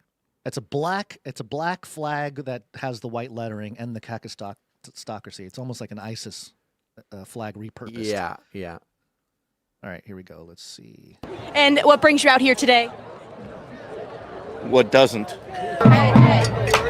By the way, that person, this guy that we're going to hear from him more here, he does summarize the Hands Off website.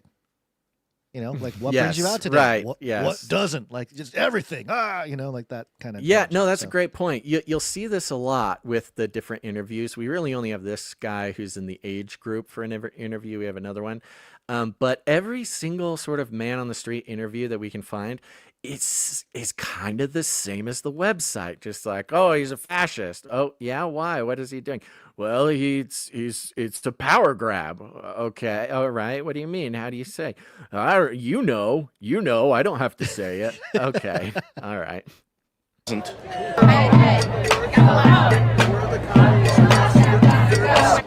Can you explain a little bit for our viewers what this means? Go ahead. Raise your hand up. They're holding the Kakistocracy flag up. There's two men holding on each side and a woman behind it, and they're all pointing at each other to describe what it is. They all look at each other.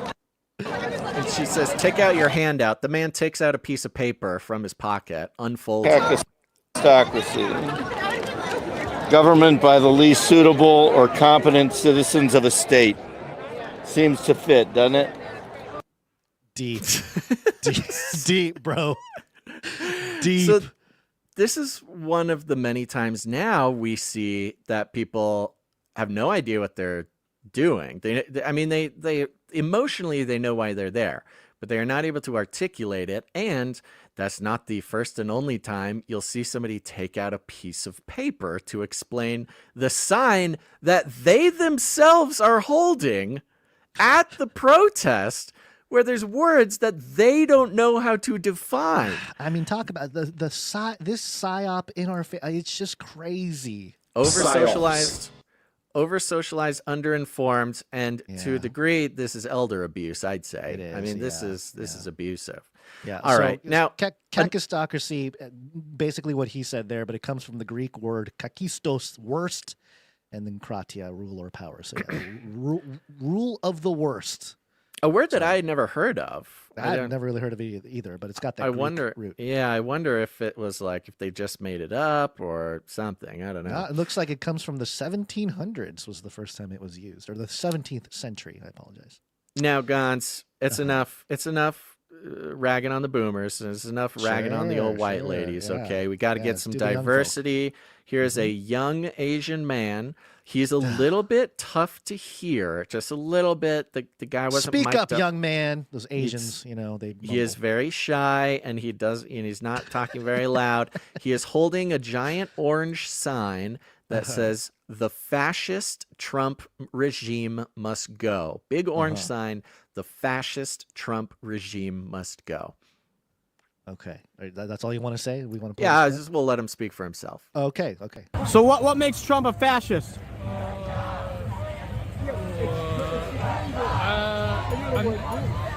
What makes Trump a fascist? He does things without Yeah, talk loud. I don't have my mic on. I'm not really good into interviews stuff. Like that. Sorry? He just doesn't.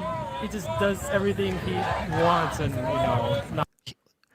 He just does everything he wants. Everything he wants. He just does everything he wants. So anybody who does anything they want, you're a fascist. Just a fascist. You're a fascist. And not following laws, or he's a convicted felon. That's all I know. Oh, but convicted. That's felon, all I know. He's a convicted felon. That's all that I know. Disappointed. Your sign says he's a fascist, and I'm just curious what makes him a fascist. One of the things is that he's trying to control the media, right? Say that again. Now, okay, but bro steps in to help him. Yes, this is some white man just comes barging in to the interview with this, what should be a protected class, although the Asians are considered white, which is unfair and unequitable, of course. But yes, white guy comes in and tries to save the day, as usual. One of the things is that he's trying to control the media, right? Say that again. He's trying to control the narrative. How is he trying to control the media? Doesn't every president try to control the narrative? They try to control their own narrative, but one of the things that Trump has done, for example, is the renaming the Gulf of Mexico, and then not allowing the Associated Press to come into the White House. Basically, trying to get. What are your feelings about him renaming the Gulf of Mexico as the Gulf of America when a majority of the Gulf is in fact on the coast of America as opposed to Mexico? I mean, it's kind of pointless. People. Is it pointless? Yeah, people call it the Gulf of Mexico. What's the Don't point you think of it could have a changing the name? positive tourism impact potentially? Tourism has been down heavily. So I don't want to get into a tourism debate. My question is, the sign says tourism the fascist has Trump been regime down heavily. must go. Yeah. And so I'm just curious what makes him a fascist. You pointed out that maybe something about his relationship with the media, he wants to control it, but yeah. How? Again, you're calling him a fascist. Yeah, well, what makes him a fascist? One of the core tenets of fascism is creating an enemy, right, and blaming those problems on What's the enemy. Oh, yeah, So the paper gave me, yeah. Who gave you that? The people that gave me the sign. It's a free sign. Oh, someone gave you the sign. So the Asian guy pulls out a paper. He pulls out a Double-sided. paper that we'll learn was given to him. It's small print, so this is obviously for the young people. Small print, double-sided, informational. He's busting out the data. Let's go. The people that gave me the sign. It's a free sign. Oh, someone gave you the sign, and then they gave you the handout. So are you reading it now to try to answer the question? Yeah, but I mean... Can I see that? Can you hold that up? I'm just not... I'm just curious. You can have it. I can have it? Yeah, you can have it. Alrighty. So where did you get the sign? All the way in the gatekeeper's house. Okay. Yeah. The gatekeeper. The gatekeeper's house. The gatekeeper. What are you doing at the gatekeeper's house? That's kind The of weird. gatekeeper gave him the paper. I was just pretty cool. And that's another one? They gave you 2 pieces of paper? Can I have that one too? Yes, you can have both. Oh, okay. So what brings you guys out here today? Just because I saw people were hanging out with people from... Yeah, same thing as everyone else, executive overreach. Oh. That's the best part. Sorry, it's a little long clip, but the kicker is so good. So what are you doing? I don't know. This is what you hanging do. People are hanging out, coming out, and then the white guy jumps in. Overreach. The same as everyone else. Executive overreach. Okay. Wow. Okay. So, of course, there's always bad man on the street things, but This is there's a lot depressing. more we didn't bring. But This have some depresses fun, me. folks. The video coming out is incredible. Any hope I had for mankind was just crushed by this little clip here. Yeah. I don't know what to think anymore. I mean, honestly, I tried to find some positive footage, like some positive, even commentary, really. Specifically positive commentary that obviously isn't planted necessarily. Try to find Sure. some organic, like, oh, I had such a great time. Oh my gosh, look at this. I'm fired. I couldn't find any of that. I think a lot of it is because, boomers are not necessarily, of course, there are exceptions and there's lots of boomers on X, but the boomers who are going to this type of thing, I don't think they necessarily, live on X. Well, you think about, yeah, you're right. You think about a lot of the demographic that's there, how they're on Blue Sky. Well, maybe, yeah. I was going to say, a lot of the especially the elder folk, how they receive news or world events. They're still, a lot of them are still kind of stuck in the legacy news machine, and so this is almost like mobilizing all those people. Perhaps eventually those people are going to run out, right? Or we're not going to have any more people really paying attention to legacy, but maybe not. I don't know. Maybe there's a small population that will remain loyal to that monster. They got plans. Yeah, I'm sure there will always be some sort of population. I mean, I think what the things we can take away here is a huge shift in the amount of young people trusting the media. When we talk about the breakdown of the trust in the media, especially with young people, we're seeing it right here. There was basically no young people. And the young people who did show up were disappointed by everything going on and who was there, or they were just literally trying to make friends, like be around people. Why did you come? And this fella, God bless him, he was pretty clearly under socialized, or not a very sociable guy, kind of shy. And by the way he's dressed and his facial hair and stuff, he's not necessarily the captain of the football team. And said it pretty outright, like, hey, I'm here because this is just what, there's people here. I thought I'd come and check it out. And maybe he was also a little disappointed at that there were no, young ladies or something that he could spout about how Trump's a fascist and maybe get a girlfriend. Instead, to look like that other guy wanted to, come in and maybe take him out on a little adventure. That's what it seemed like who to me. knows? Who knows? You can meet all sorts. Love can be found anywhere, even on a bus to the to the fake protest. Excellent. All right, are we going to thank some producers and maybe knight someone? Shall we? Yeah, let's do it. Let's do it real quick. Okay. Shall we? We got some producers. They came in, they supported the show. They realized it's value for value, which means we simply just won't exist without the participation of producers. And producers are people just like you. They go, wow, I get some value from this. I'm getting some stuff from Canary Cry that I don't get other places. Doesn't matter what it is. Could just be having a good time. Could be the community. Could be the different perspectives. Could be, the biblical lens, the commitment to not cursing, to being a family show. Whatever value you get from the show, it's simply an understanding that because there is no transactions going on with the corporate media, no advertisements, no sponsorships, nothing like this.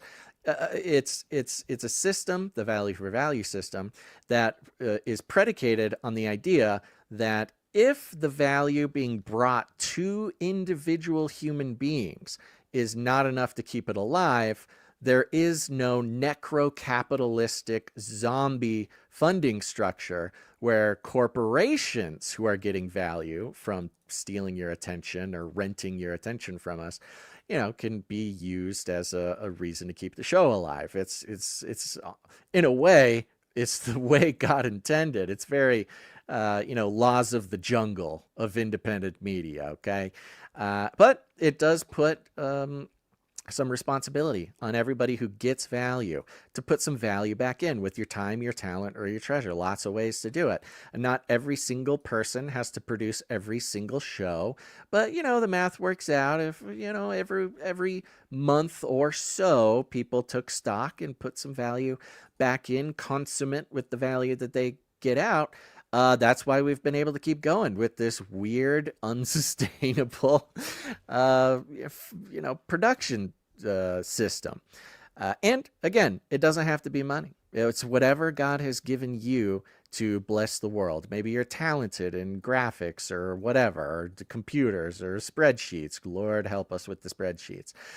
Maybe you're an artist or a musician. You can create stuff for the show there. Or if all else fails, you can always support the show financially. Always important. And you can go to canarycry.support to learn more. But we got...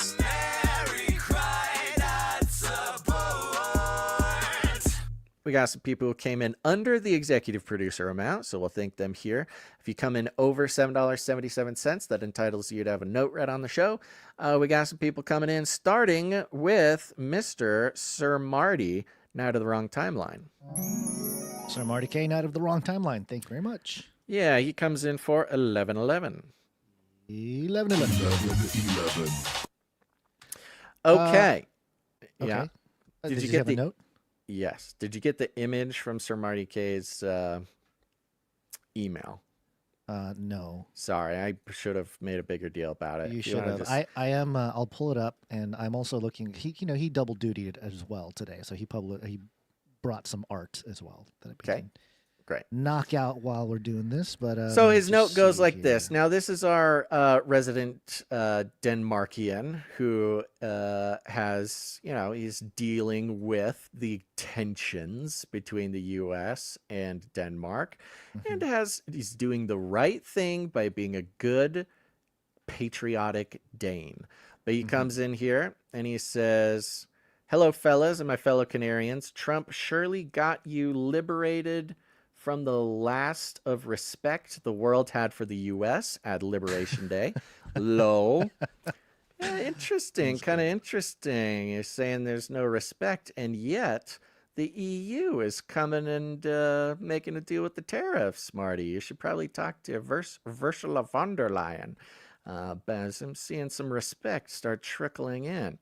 I had a semi-tipsy Saturday and decided that since you Americans refuse to help yourself, I decided to help you instead by DMing AOC on Instagram and sending her my Trump is a no-no word propaganda video and a little message to motivate and inspire her. Show pic, please. Ah, yes, Marty K. Nothing like getting drunk and DMing AOC. If she does not DM me back, we will all know that Basil got to her first. Yes, well, that's very true. Sorry about that, Sir Marty. And here it is, screenshot of his message he sent to Alexandria Ocasio-Cortez. Says, "Hello, AOC. Greetings from Denmark. I noticed you are out in campaigning. You have my full support. Your country is control. If you are running for president 2028, you should run with the slogan, 'Let's not make America great again. Let's make it right again.' Yours truly, Marty K. Sabby." Okay. That's good, Marty. I recommend you keep doing this. Like I said, nothing like having a couple brewskis and starting to DM AOC. Yeah, I mean, you're right. I'm sure AOC doesn't have anyone around her who is trying to wrest control of the country from Trump. I'm sure she's happy to have your support. Yeah. And look at so that are liquid we. Courage. Yes, I was going to say, it's much easier to text a good-looking politician once he had a couple brewskis.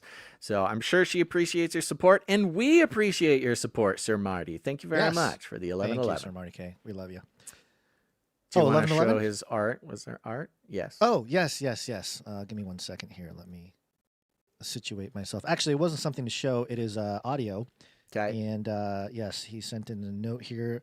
"The Lord has sent me to test you, my best buddy Basil." Mm-hmm. Basil explaining to Congress again. "Just play it and let the magic do its thing." Okay. Have you vetted this? No, why would I vet? The fun thing about Marty K's content is that I don't vet it. I don't encourage that, but okay. Let's see what happens. Let's see. We are Hey. held to different standards. We on this channel, having now lost 3 channels. Oh, girl, baby girl, don't even play. Classic. That's classic. Getting smacked down by AOC. Yeah, I can't tell what it AOC? is. Is she telling me that she's had more channels taken down than us? Is that the context? I don't know. Has AOC been canceled more than us? Maybe. Or is she just allowed, or is she held to a double standard? I don't know. I don't know. It's all a mystery. But thank you very much, Sir Marty K. Point well Appreciate made. Yes. Sir Marty. Thank you very Yes. much. Yes, thank you very much. Okay, next up on the list, we have Aaron B. Aaron B is in the house, comes in for 1111. Aaron B, thank you very much. 11. And Aaron B has completed the requisite assignments to keep a streak going. 11 episodes in a row. Oh, there we go. Close to the sun. Yes. Next up, we got CageRattlerCoffee.com. Go to CageRattlerCoffee.com. You got to buy coffee anyways. You might as well get some small batch roasted with love straight from the Canarium. CageRattlerCoffee.com. You got to buy the coffee anyways. You might as well support the show. This is producer created, producer roasted, producer packaged, producer sent. The best coffee in the world. At least that's what I've been told, Gons.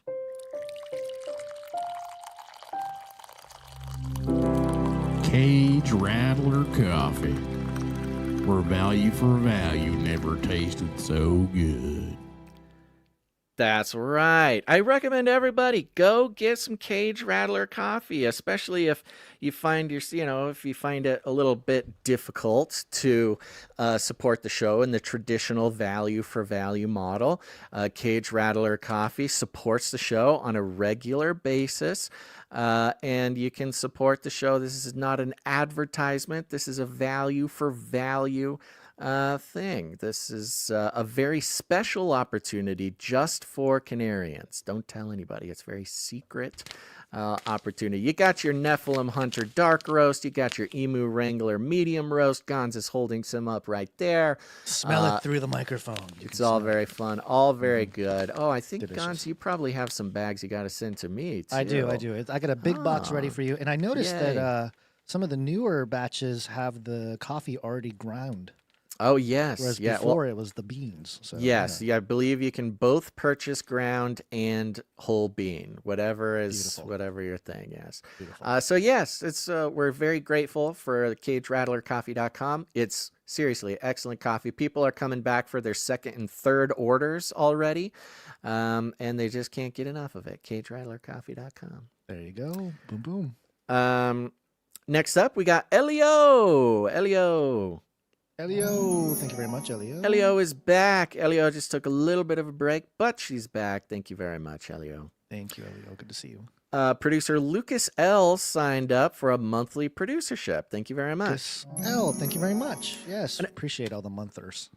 A big thank you to everybody who has signed up to support us on a monthly basis. Doesn't matter even what the amount is. If it weren't for the monthly producers, this wouldn't be possible. Of course, you can sign up for CanaryCrySupplyDrop.com for $33.33 a month. You've got the Canary Cry T-shirt council for $19.84 a month. Those plans, those, subscriptions, those support pledges come with free bonuses. We send you a gift every quarter, so you can check those out. Or, hey, it's up to you. Whatever the monthly value is, signing up to just help out the show, even for $1. The classic joke, it is a joke now, but it's taken podcasters some time to realize that you're only going to get about 1% of your listeners to support in any way. And that's why they also choose to advertise, to try to monetize every last drop out of every single listener. But not here. That's not how we do it. But yes, the old joke is if every listener gave $1, we would never have any more financial problems.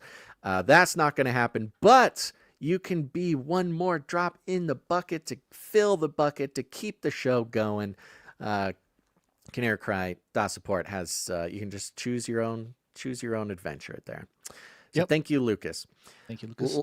Last but not least, a quick note. Last episode or 2 episodes ago, I thanked Sir Tristan Knight of the Garden for producership, and it was not Sir Tristan Knight of the Garden. It was a different person. And They want to stay anonymous, and we will do that. Thank you very much. Not Tristan out of the garden. Also, thank you, Sir Tristan out of the garden. Yes. We apologize for dragging your just name a correction. into You know, it's we're trying our best back here, but it happens. So let's see here. Yeah, that'll do it. I think that's what we got. I got you, streakers. I got you on a streak.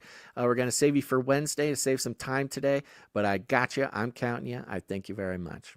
Yep. And even if we don't get to it on Wednesday, we are keeping track. So we are keeping track. Yeah. Thankfully, the long streakers are an incredible group of people. Some of them are streaking for almost 600 episodes, which is crazy. Yeah, crazy. Real quick, big shout out to everybody on the Canary Cry text message alert system. You should do it, folks. Get on the text message alert system. It's very fun. Of course, you're going to very infrequently get notifications when we go live. You're probably going to get unsubscribed without even knowing it. Gons, you had a message from somebody recently who is apparently a listener and said, I don't know where you're posting your stuff after a face like the sun went away. What was the deal? Are you allowed to talk about that? I don't know. Why? Doesn't matter. Anyways, people are constantly, the system is constantly trying to disconnect people with the show. Even if they have notifications turned on, even if they're subscribed, they're getting unsubscribed. They're not getting notifications. So the best way to stay connected is off platform by texting the word Canary to 877-740-3226. We'll just send you a little notification when we go live so you never miss a show. But the fun part is you can text us back, and that's what people really like around here. I read all your responses. Sometimes I read them here on the air. We learn some amazing things, and keep an ear out for your area code because people are finding each other based on this as well. So let's see. 352 says, what links computer chips and scrying mirrors together?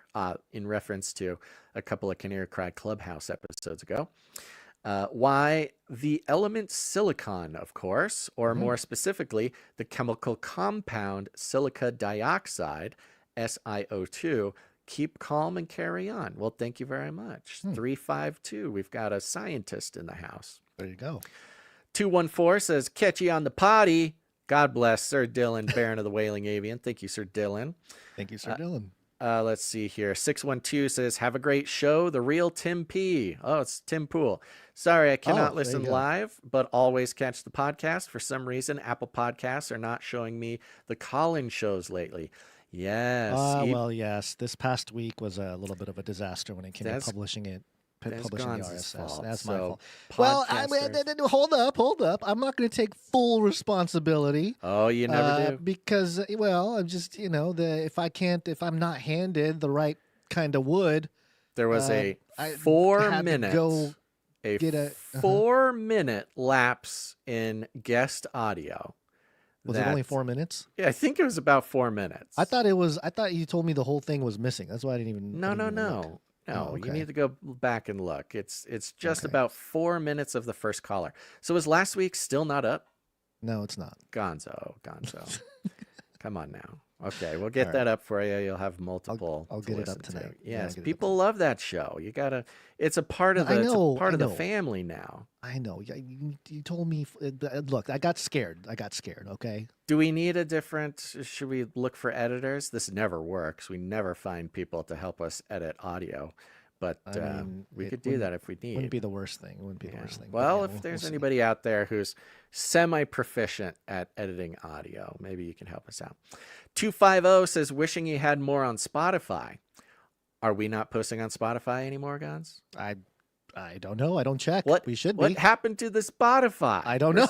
All our stuff is supposed to be going on Spotify. I know. Let me look. I don't know. I thought you were doing it. No, I mean everything is automated through the RSS feed platform. Well, we're in big trouble if our stuff's not going on Spotify, because Spotify has captured a large portion of the podcast industry. So we are missing out if we're not on. Put it on the list. Clank, can you remind us to check the Spotify, please? Thank you. What we really need to do, I have no idea what happened to this process, but the video used to go up on Spotify too, but that stopped happening. The video? I thought we never figured out how to. No, we did. We got a bunch. We were posting on the video on Spotify for a long time, and I don't know what happened. I'm seeing everything up to date on Spotify for both Canary Cry Radio and News Talk. Maybe he is talking about the video. Cache. Or maybe the video, Yeah, I don't know. Well, give us more info. Thank you. 250360 says, thank the Lord. I need some Basil and Gon's advice as all this tariff mayhem is going on. Feeling a tad anxious at this AM. Steve Z. Yes, Steve Z. And followed up, I think, during the show here. What a great verse. Amen. Yes, Steve Z. Yeah, don't freak out, people. Don't freak out. Everything is fine. Do not call conspiracy what they call conspiracy. Do not fear what they fear. Do not dread what they dread. Okay? Everything's going to be okay. Amen. 210 says Psalm 40 to be nominated. Hey, there we go. We've got a nomination. Oh, a lot of nominations are coming in. Okay. Maybe, I don't know if we should do this publicly or not, but, well, Jade Bouncerson got nominated. There you go. There you go. Maybe we'll send out a survey or something. I don't know. We'll figure it out. Ernesto got nominated. Ernesto. Yeah. All these people Ernesto's nominated. This is great. Okay. 704. Oh, Jessica says she's watching on Twitch. God bless you, Twitch viewers. I am so sorry. Twitch has hurt us so badly, and we have never gone through the process of getting more hooked in. Twitch did us dirty. Twitch did us dirtier than YouTube almost. 214 says, I vote for Mrs. Tinfoil Hatman for the Knight and Dame. Okay. I think she might be a dame already. We'll have to check. She might be. Yeah. I like this. I like the community, the atmosphere, the vibes. I like it. Yeah, we got another nomination for Psalm 40 here from 336. There we go. Psalm 40 has stepped up and started.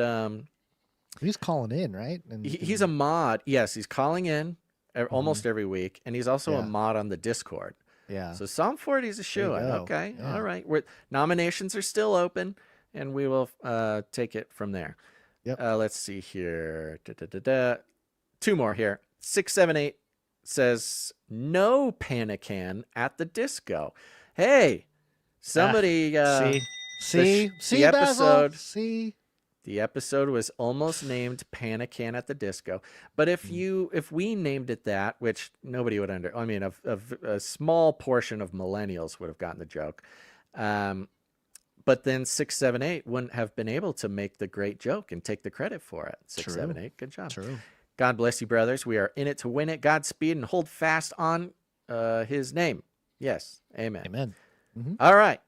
That'll do it. There's more text, but we've been reading these for quite a while. Thank you very much. Text the word Canary to 877-740-3226. Get on it. Join the text message. Nominate your favorite producer. Well, nominate a producer to get knighted or damed who hasn't already done so. And I think that's people can nominate themselves too, by the way. You can nominate yourself. Yeah. That's totally fine. You can nominate yourself. And you can also send an email at canarycryradio@gmail.com. Mm-hmm. We got to make a new spreadsheet, Basil. Speaking of which, too many spreadsheets. Speaking of which, we should, let's knight Warrior of Yah. Oh, yes. It's a good day. It's not every episode we get to knight someone or dame someone, so we'll do it now.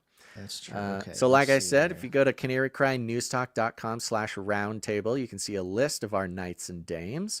And to become a knight or a dame of the Canary Cry Roundtable of Knights and Dames is to produce the show financially for $1,000 or more. That could be all at once. It could be over a period of time. It does not matter. You keep your own accounting for us, and if you believe you've made it to that point, you just let us know. Supply droppers, you might want to check your accounting and let us know.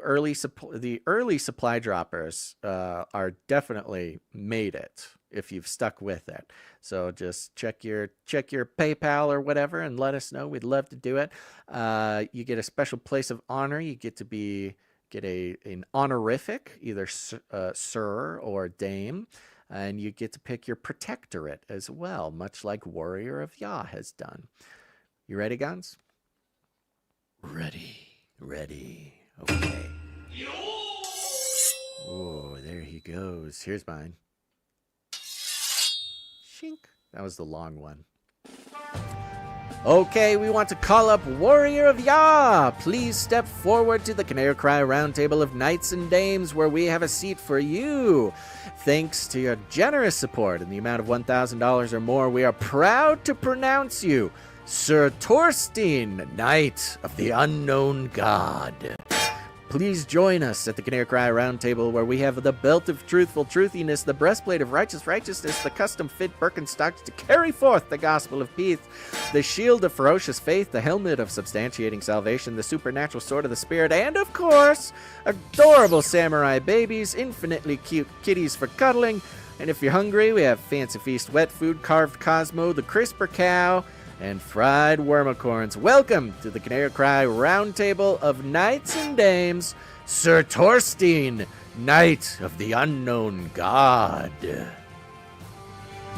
the crowd goes wild. Hallelujah. There you go. Happy to have you here. You got your very own chair. Take your place amongst the rest of the knights and the dames. And all the Canarium, make sure if you see Sir Torstein walking around, maybe riding his horse out on the countryside, make sure to stop him and thank him for his faithfulness to supporting the show. Very much appreciate it, especially in times like this. Lots of uncertainty. The fear is meant to keep you small, keep you afraid, keep you from making decisions, keep you under the thumb of the social engineers. And you know what, everybody, this is, Christianity as a whole. There are plenty of various thoughts and theology around giving and participating in what God is doing, but it is our deepest desire to stay right in the middle of God's will for what he has for us and what he has for the whole Canarium. And you know what? In particular, especially watching what God has done answering the prayers of Warrior of Yah and his whole family, I love to see it, and so happy to be thought of in these moments and get to participate in that celebration with you and your family, buddy. Thank you very much. Yeah, congratulations. And so I'm just getting used to Warrior of Yah, but now I'm just gonna reprogram my brain. Sir Thornstein or Torstein. Is it Tor? That is the Norwegian Scandinavian pronunciation of the TH is Torstein. Torstein. Get over. Yeah, it just sounds like he's on a Viking ship or something. That's right. Torstein. Yeah. Okay. Yeah. Got it.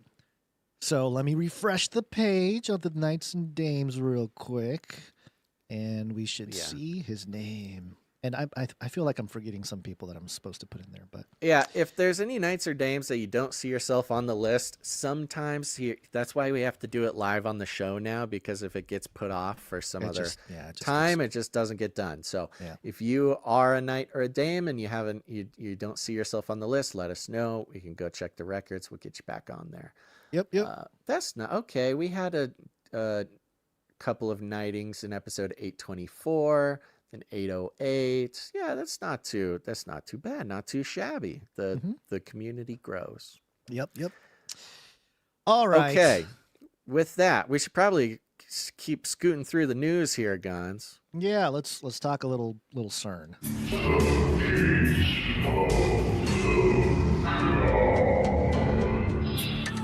But as the days of Noah were, so shall also the coming of the Son of Man be.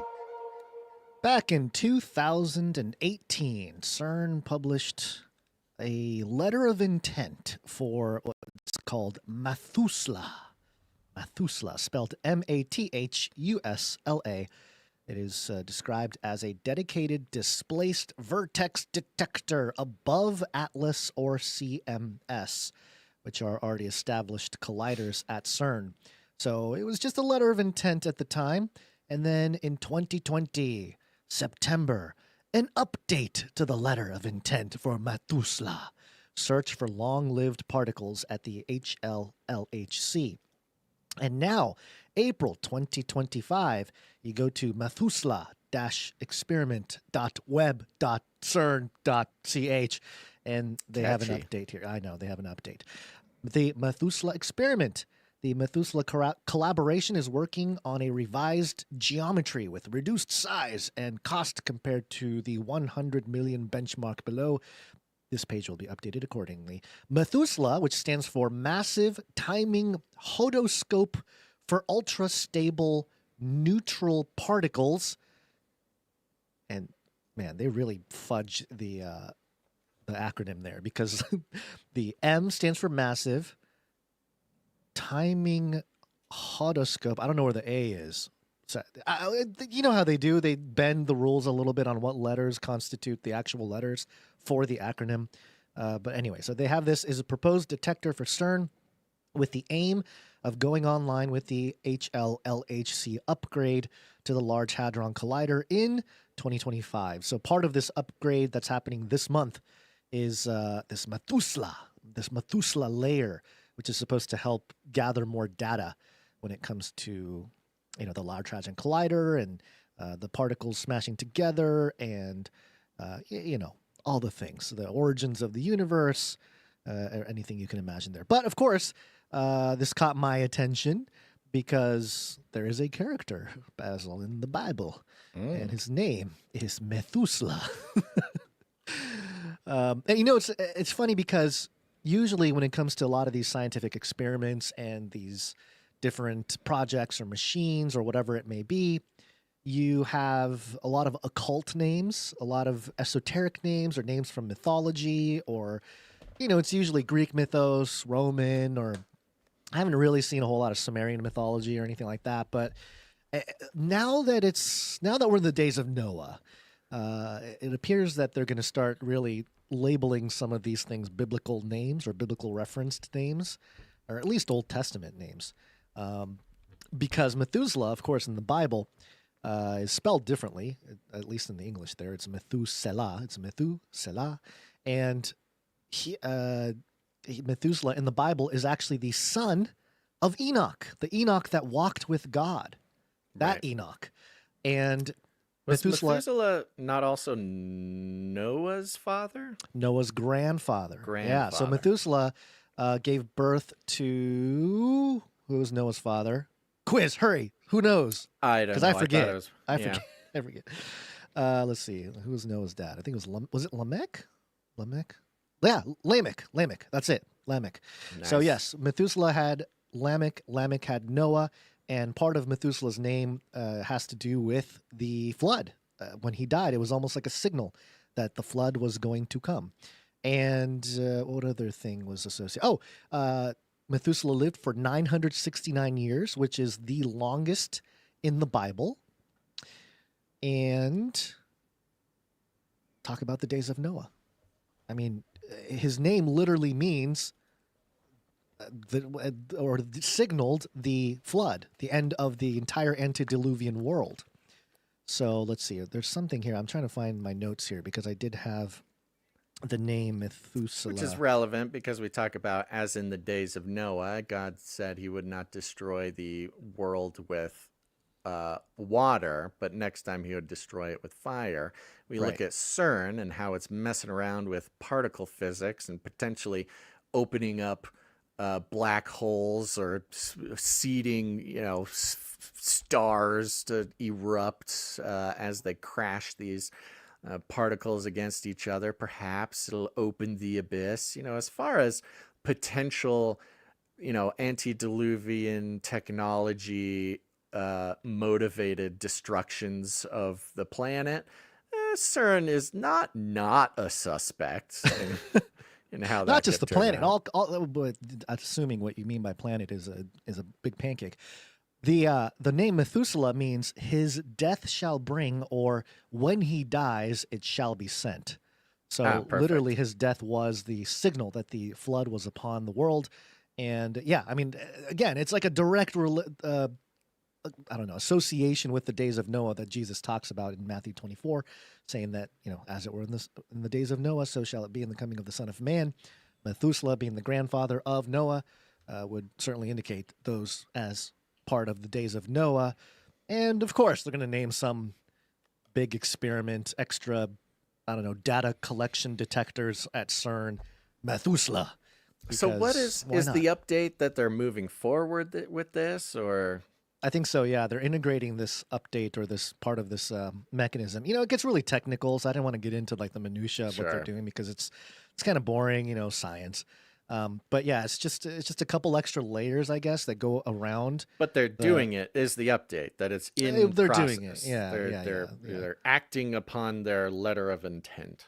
Yes. So it's time now, and it's one of those things that kind of go under the radar. No one's going to really talk about. I mean, they might at some point, and maybe other people have talked about this particular project. But there you go. You know, it's always interesting again when you see science reference old biblical or mythological names to name their things because there's always power in a name. Power in a name. So something to pay attention to. Now, Basil, you did mention something. I just want a quick update for everybody, which is kind of funny. I saw it all over the timeline a couple days ago. PopSci.com, the atom-smashing Large Hadron Collider's successor will be 56 miles wide. And everyone was like, Whoa. oh, they're trying to build a bigger CERN, you know? And that's the kind of thing that triggers me personally, because if you do your homework, then you would know that in the 1980s, there was a project called Desertron, which was supposed to be the biggest underground Large Hadron Collider. I believe they were building it in Texas. The story goes is that they lost funding and the project did not continue. But yes, Desertron in the United States, I believe it was supposed to be like 80 miles. So even bigger than this alleged other new, bigger collider. But yeah, something to keep in mind, something to watch out for. Bigger Are they doing colliders, this bigger. one? Where are they doing this one? I don't think they're necessarily doing it. I mean, again, they're like proposing it. I don't think they're necessarily. Maybe they are. Who knows? Well, I didn't actually get the the map exact that thing I here. saw had it in Geneva as well, but that may have just been comparing the size of it with the Right. size of the LHC. Yeah, that Yeah. image you just passed is the one that I saw. Oh well, that's the original. That's the original one, isn't it? Yeah. Okay, it's a little bigger. Sure. No, all that's right, the okay. FCC. Yeah. Yeah. The future It's not the future Texas one. circular collider. Quote, ultimately, what we would like to do is a collider which will come up with 10 times more energy than what we have today. And, you know, at some point... That's a when lot they're- of energy. Yeah, all this energy and all... Eventually, something's going to break. You know, reality is going to break. And that's why I believe God says that, you know, the heavens recede like a scroll. We need a new heaven and a new earth because everything gets a little messed up with, you know, man trying to conquer creation with their billion-dollar toys smashing particles together. Meanwhile, people are protesting in the streets, Basil, for everything. Why not? Why not? Kickocracy? What is it? What is it called? Cacistocracy? I thought it was kick. No, It's so hard to say. Cac. Kick. I think it's or is it cac. cac? Cacistocracy. All right. Well, it's a terrible name. No one should talk about that. It's ridiculous.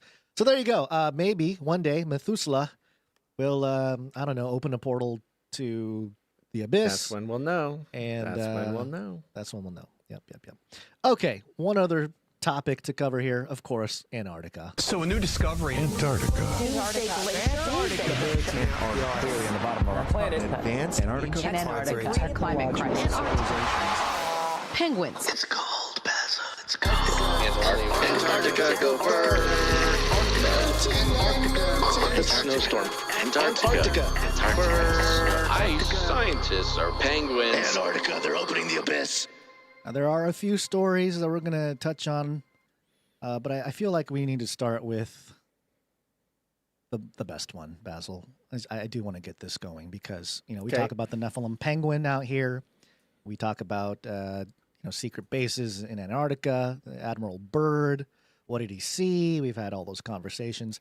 But at Euronews.com, penguins targeted by Trump tariffs now have a viral social media account. The penguins have a social media account. Get Yeah. Since Says Donald here, Trump has slapped Yeah, there you go. Go ahead. Says Donald Trump has slapped a 10% tariff on an Australian territory with no human inhabitants, only penguins and seals. A new viral resistance has been gaining traction online. Economic turmoil. Yeah, spooked markets, a new era of financial uncertainty. Donald Trump's slate of massive tariffs, some of which went into effect Saturday, has sent shockwaves through the global markets and through the world of aquatic flightless birds. Indeed, in his infinite wisdom, Trump has slapped a 10% tariff on an Australian territory with no human inhabitants. The Heard and McDonald's Islands, two of the most remote places on Earth, which are only accessible by a 2-week boat trip from Perth. The islands are home to penguins and seals, just penguins and seals. Unless the films Batman Returns and Wallace and Gromit, The Wrong Trousers, and Happy Feet were all stealth documentaries. Euro News.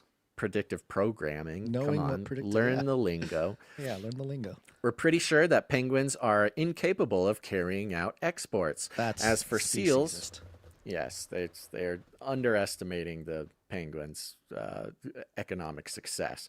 I mean, their pineal glands, as we know, are hotly desired by commodities. Yes, somebody somebody is going around massacring herds of penguins and stealing their pineal glands. Yeah, real story. As for seals, the jury's out, but we're guessing they're as trade challenged as their Svenskade neighbors. Regardless, the penguins from the islands are mounting a resistance in the form of a friendly hashtag Penguins Against Trump on X. This has led some to get creative. And then it shows a bunch of penguin memes, penguins fighting with Trump, yada, yada, yada. They have a new social account. And you wouldn't know it. They have a sense of humor. Yes, we get it. Very fun. You know, I don't know if you saw this story when it first came out. I saw a Wired write-up on the tariffs on this island. And another opportunity for the mainstream media to kind of embarrass themselves. Because as we know, when the tariffs got released, what the White House did was place the current tariffs that certain countries had placed on American goods and then placed the new Trump tariffs next to that. So you could see that no country received a tariff that didn't already tariff America.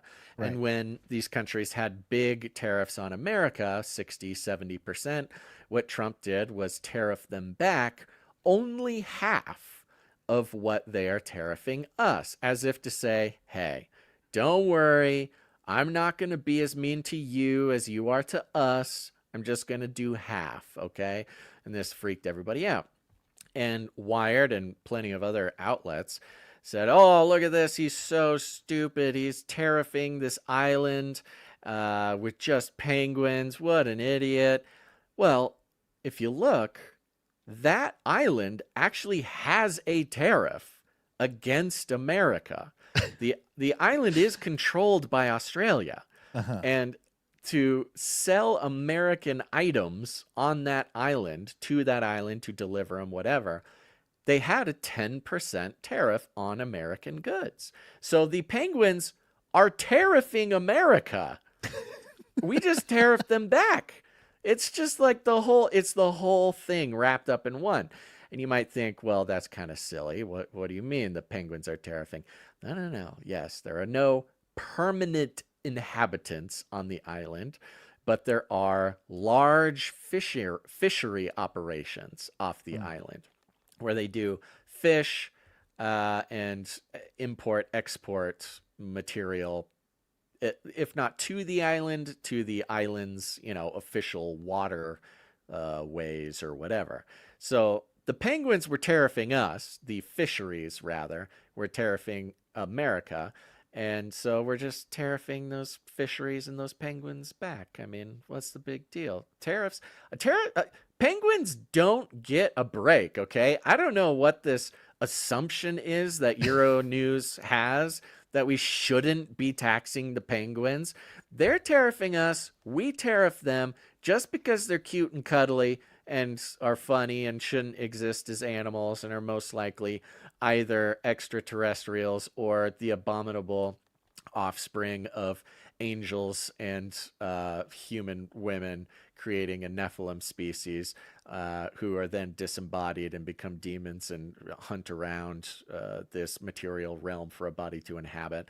I'm not saying that Nephilim penguins that all what am I saying? I'm not saying all penguins are Nephilim and that all Nephilim are penguins. Sure. But I can't guarantee that there aren't some penguins that are also Nephilim.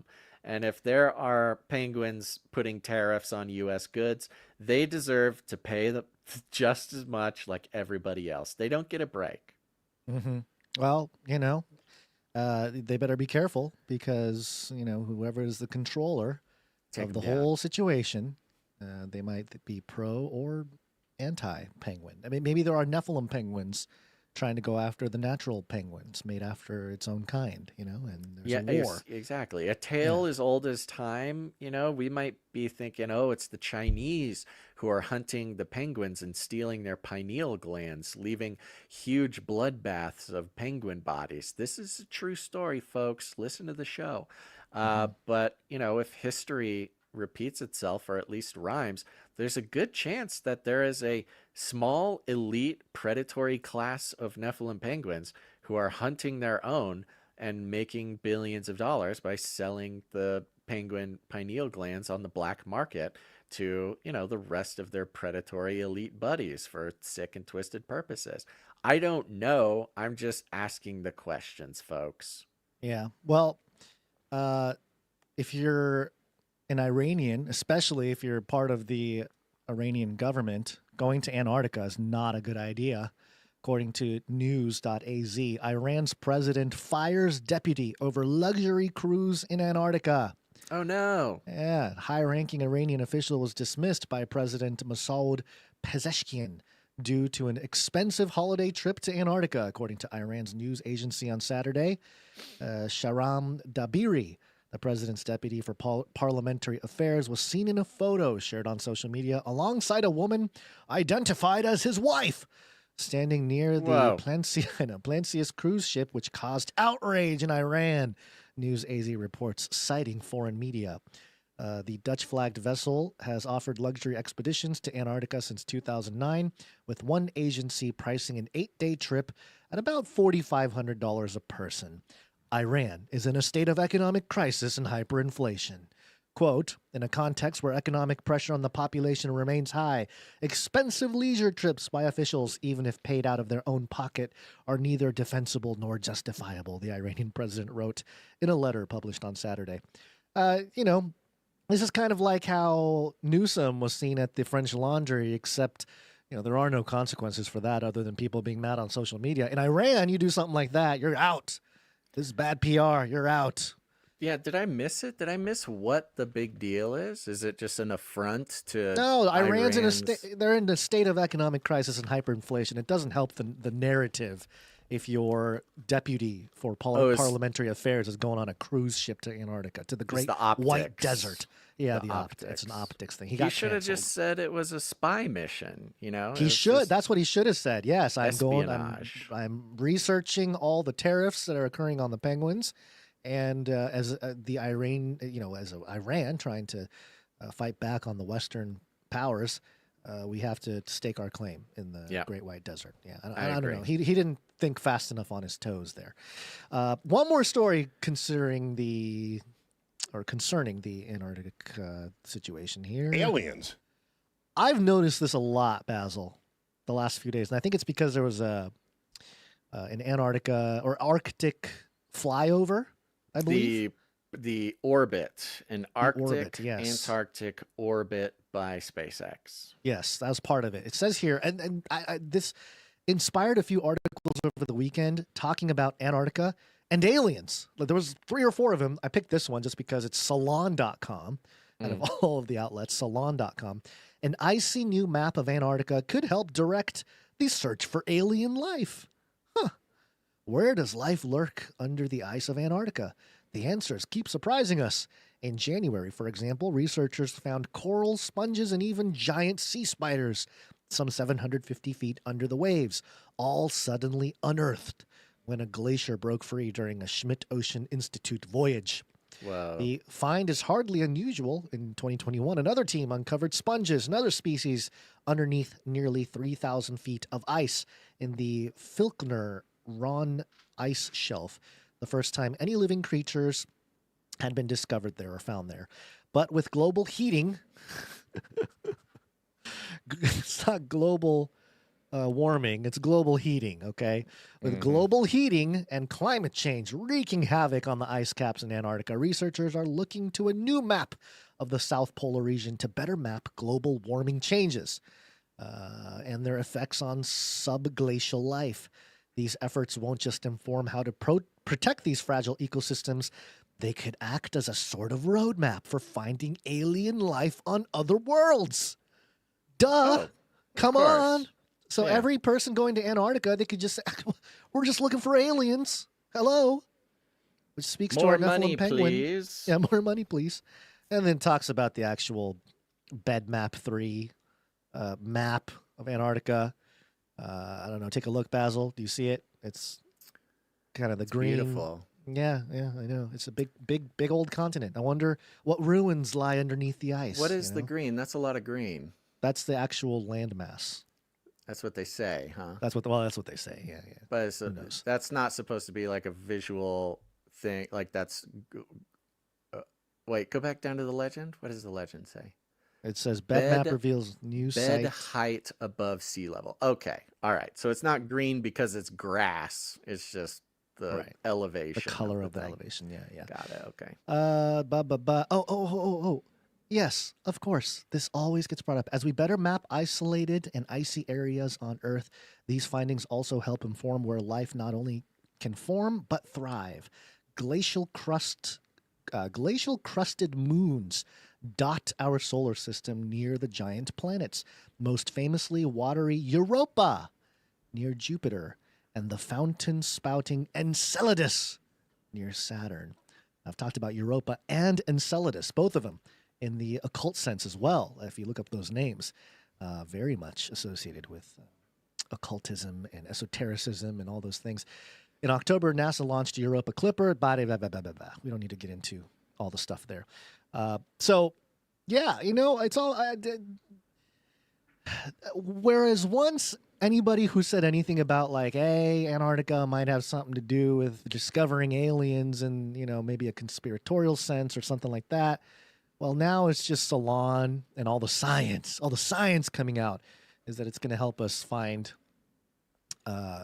aliens on moons of Jupiter and Saturn. Yeah, always. Antarctica. I mean, the setup holds is just the secrets to the universe. Yeah, the setup is too straightforward with the Antarctica thing. So there you go. Just watch out. You got Tariff penguins. You got people getting canceled in different governments.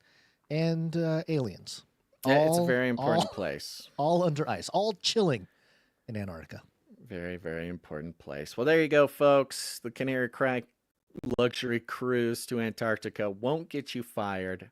I can't promise you that if you work for the government of Iran, but stay tuned for more. Thanks for tuning in to this episode of Canary Cry News Talk. Thank you to all the producers, our executive producers, our new knight of the Canary Cry Roundtable of Knights and Dames. That's Sir Torstein is in the house. Thank you to all the producers who came in at all the producership levels, but also those who made some art for the show. Oh, a couple more people for art that we gotta thank real quick. Sure. CanaryCry.art, help us build the culture behind the community. First up, Dame I Anon. Let's see here. Let me pull up the note. It says here, I found an unfinished project in my art stack and worked on it over the weekend. Throwback to the great rice disaster of 2023. If you're enjoying tantrum-free podcast, thank the monthly producers and the Babysitters Club. P.S. I might have butchered the kanji. Please accept apologies. So there you go. Yeah. It's a little small on my side, so if you want to read that. Sure. Okay, so on the top left, first of all, it's a picture of me sleeping, holding it's one of those baby monitors with headphones on, Looks like I got the Canary Cry t-shirt on there. And to my left is my daughter holding rice and sprinkling it all around. And to my right is my son kicking things around. And on the actual device, oh, maybe that's my phone. Okay, it's my phone. It's 3:33 p.m. And it says, Ame-sang? Ame-sang? I don't know. I don't know what it says there. Ome-sang? Ome-sang? I don't know. It's not kanji, actually. It's actually hiragana. You know, Japanese dialect. There's 3 different styles of writing. Hiragana, katakana, and kanji. So, you know, just to make things complicated. But there's a speech bubble to me, and it says, I just wanted to thank you and Mom for watching the kids all those years while I worked on podcast. Those 2 got into rice. It is a big mess everywhere. Yes, I remember. I remember this. So I think you're speaking to your father here is what you're doing. Yeah. Maybe I was supposed to read the speech bubble from the phone first. Or your, yeah. Yeah, because it says, you know who doesn't get these kinds of problems, son? A doctor. Referencing how my parents always pushed me to become a doctor. So there you go. Great job. Thank you. A proud people. Thank you very much, you know Ayman. What? Oto-san. That's probably what it says. Oto-san, which means father on the phone. Makes sense. Connecting the dots. Maybe it's Okasa. I can't tell. Yeah. Thank you very much, Ayanon. Appreciate it. Let's see. One more. We got a pair from Rung Smash who gave us an email. He said, last Monday on your episode, you had that article about evil things being portrayed Studio Ghibli art via ChatGPT, so I figured it might be acceptable for our future robot overlords to create some images of you guys in that style. I've attached them and clipped them out as stickers, which I did also print out and put them as stickers on my water bottle. All right, so we live as Ghibli-style water bottle characters on Rung Smash's bottle there. So yeah, you want to describe these? Well, I mean, this they're is pretty straightforward. Gans in samurai form. He's got his prayer hands hat there and his glasses. He's got a mustache, cool mustache, Gans. Holding a katana there in Studio Ghibli style. Very cute. Yep. And then this and this sort of lunacy is an incredibly, yes, very accurate. The most muscular half man, half canary you've ever seen, with muscles in places that no regular man could possibly have muscles, which is true. That is what I look like in my final form. Holding what I'm going to assume are, it's a barbell with 3 plates on either side. Let's say if those are 45 pound plates, that puts that at about 300 pounds, I'd say. 270 with the bar. Well, with the bar, it'll be 3 something. 315, I think, is the number. Yeah, that's about right. It was an overhead press, 315 overhead press. The bar isn't 45 pounds, is it? Yeah, Olympic bars are 45 pounds. Really? I didn't know it was that heavy. Yeah, it's a heavy bar. Heavy bar, man. Yeah, well, that's probably thank why you very he's so much. muscular. Yeah, it's really uncanny the way that you are able to precisely depict that. And there they are on today's episode art, by the way, too. So little there. I know, but I didn't want to make us too big. Otherwise, people might mistake us for Nephilim there amongst So- the panicking crowd. Thank you very much to all of the producers coming in with their time, their talent, or their treasure. We appreciate you very much. We got producers coming in helping us up with back-end processes all over the place, but especially thank you to the Clippies.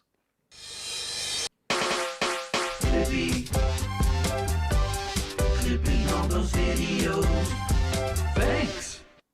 And thank you to the timestampers. Oh, with the Clippies real quick. Anybody who follows us on Instagram, you'll notice we're having some fun over there. Got some clips going up there.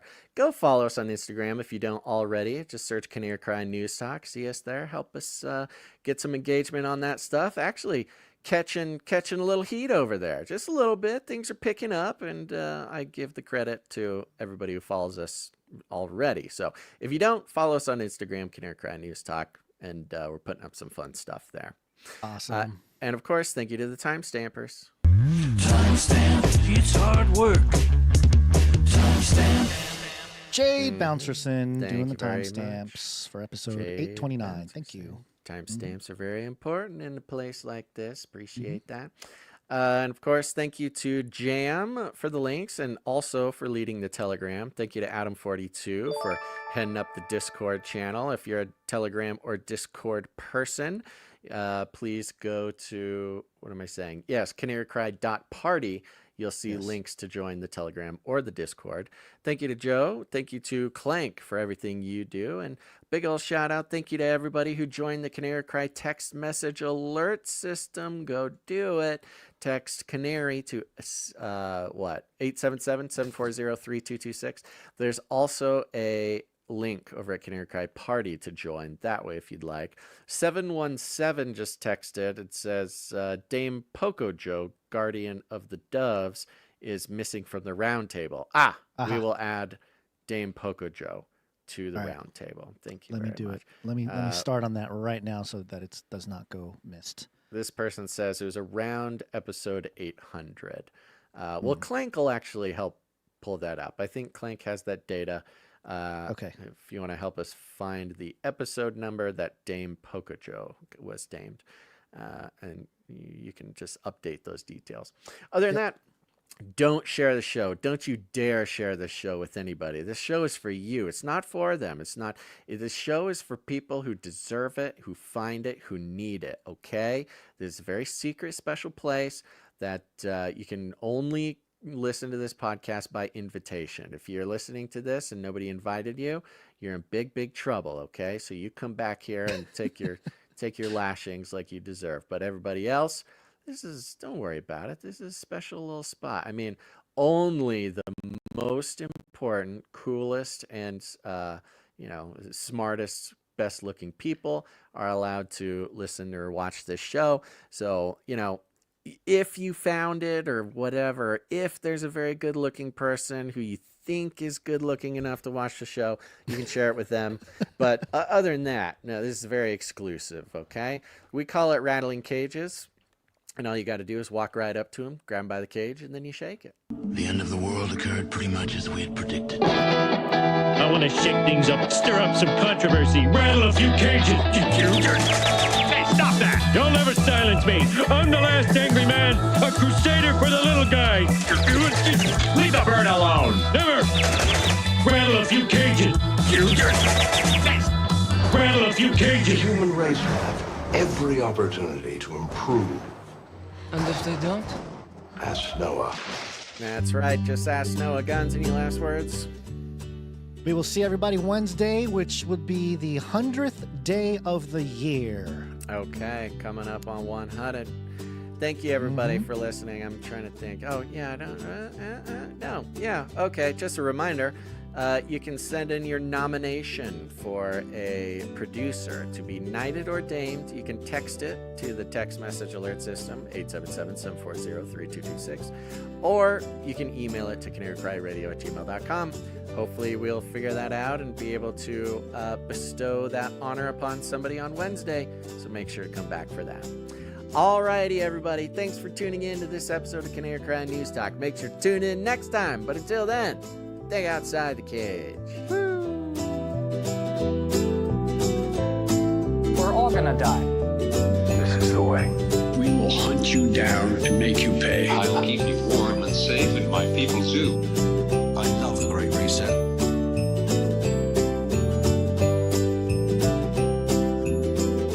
It will kill. Feed him more. Toilets! Toilets! Toilets! Come back, you Nazi psychopaths! Armageddon's on the way.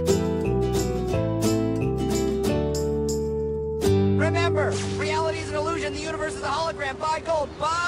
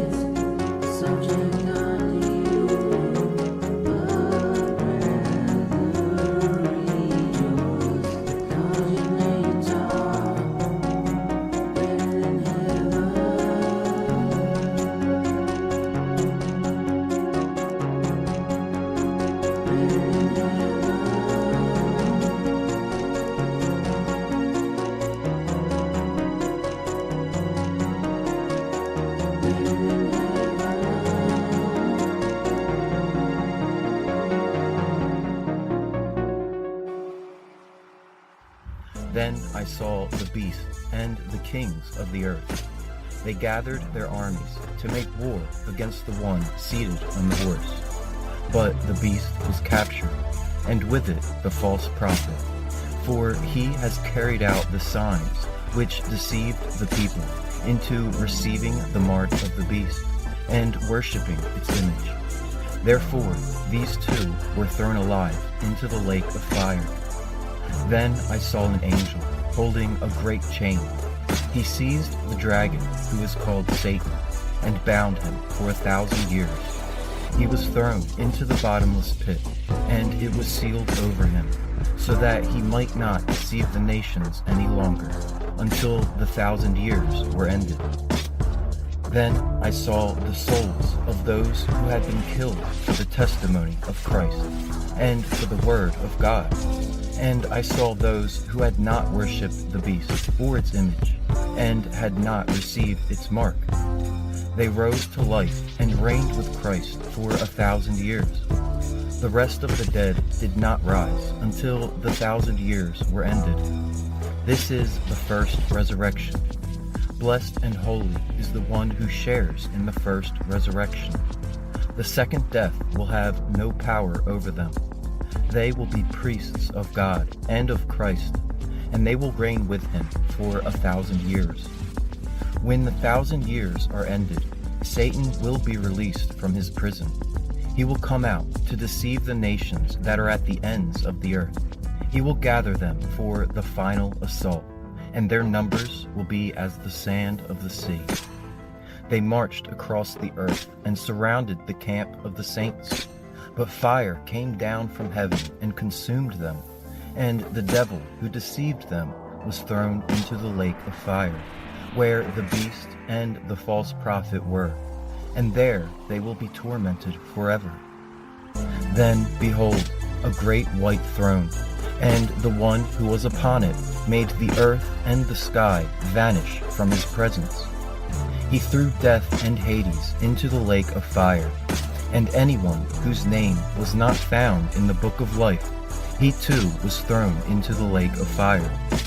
Then I saw a new heaven and a new earth, for the old had passed away. I saw the new Jerusalem coming down out of heaven from God, and a loud voice called from the throne and said, Behold, the dwelling place of God is with man. They will be his people, and God himself will be with them. He will wipe away every tear from their eyes. Death shall be no more, neither shall there be mourning, nor pain, for all former things have passed away. And behold, I am making all things new. I am the Alpha and the Omega, the beginning and the end. To the thirsty I will give the water of life without payment. The one who conquers will have this heritage. I will be his God, and he will be my son. But as for the cowardly and the faithless, as for murderers and sorcerers, their portion will be in the lake that burns with fire and sulfur, which is the second death.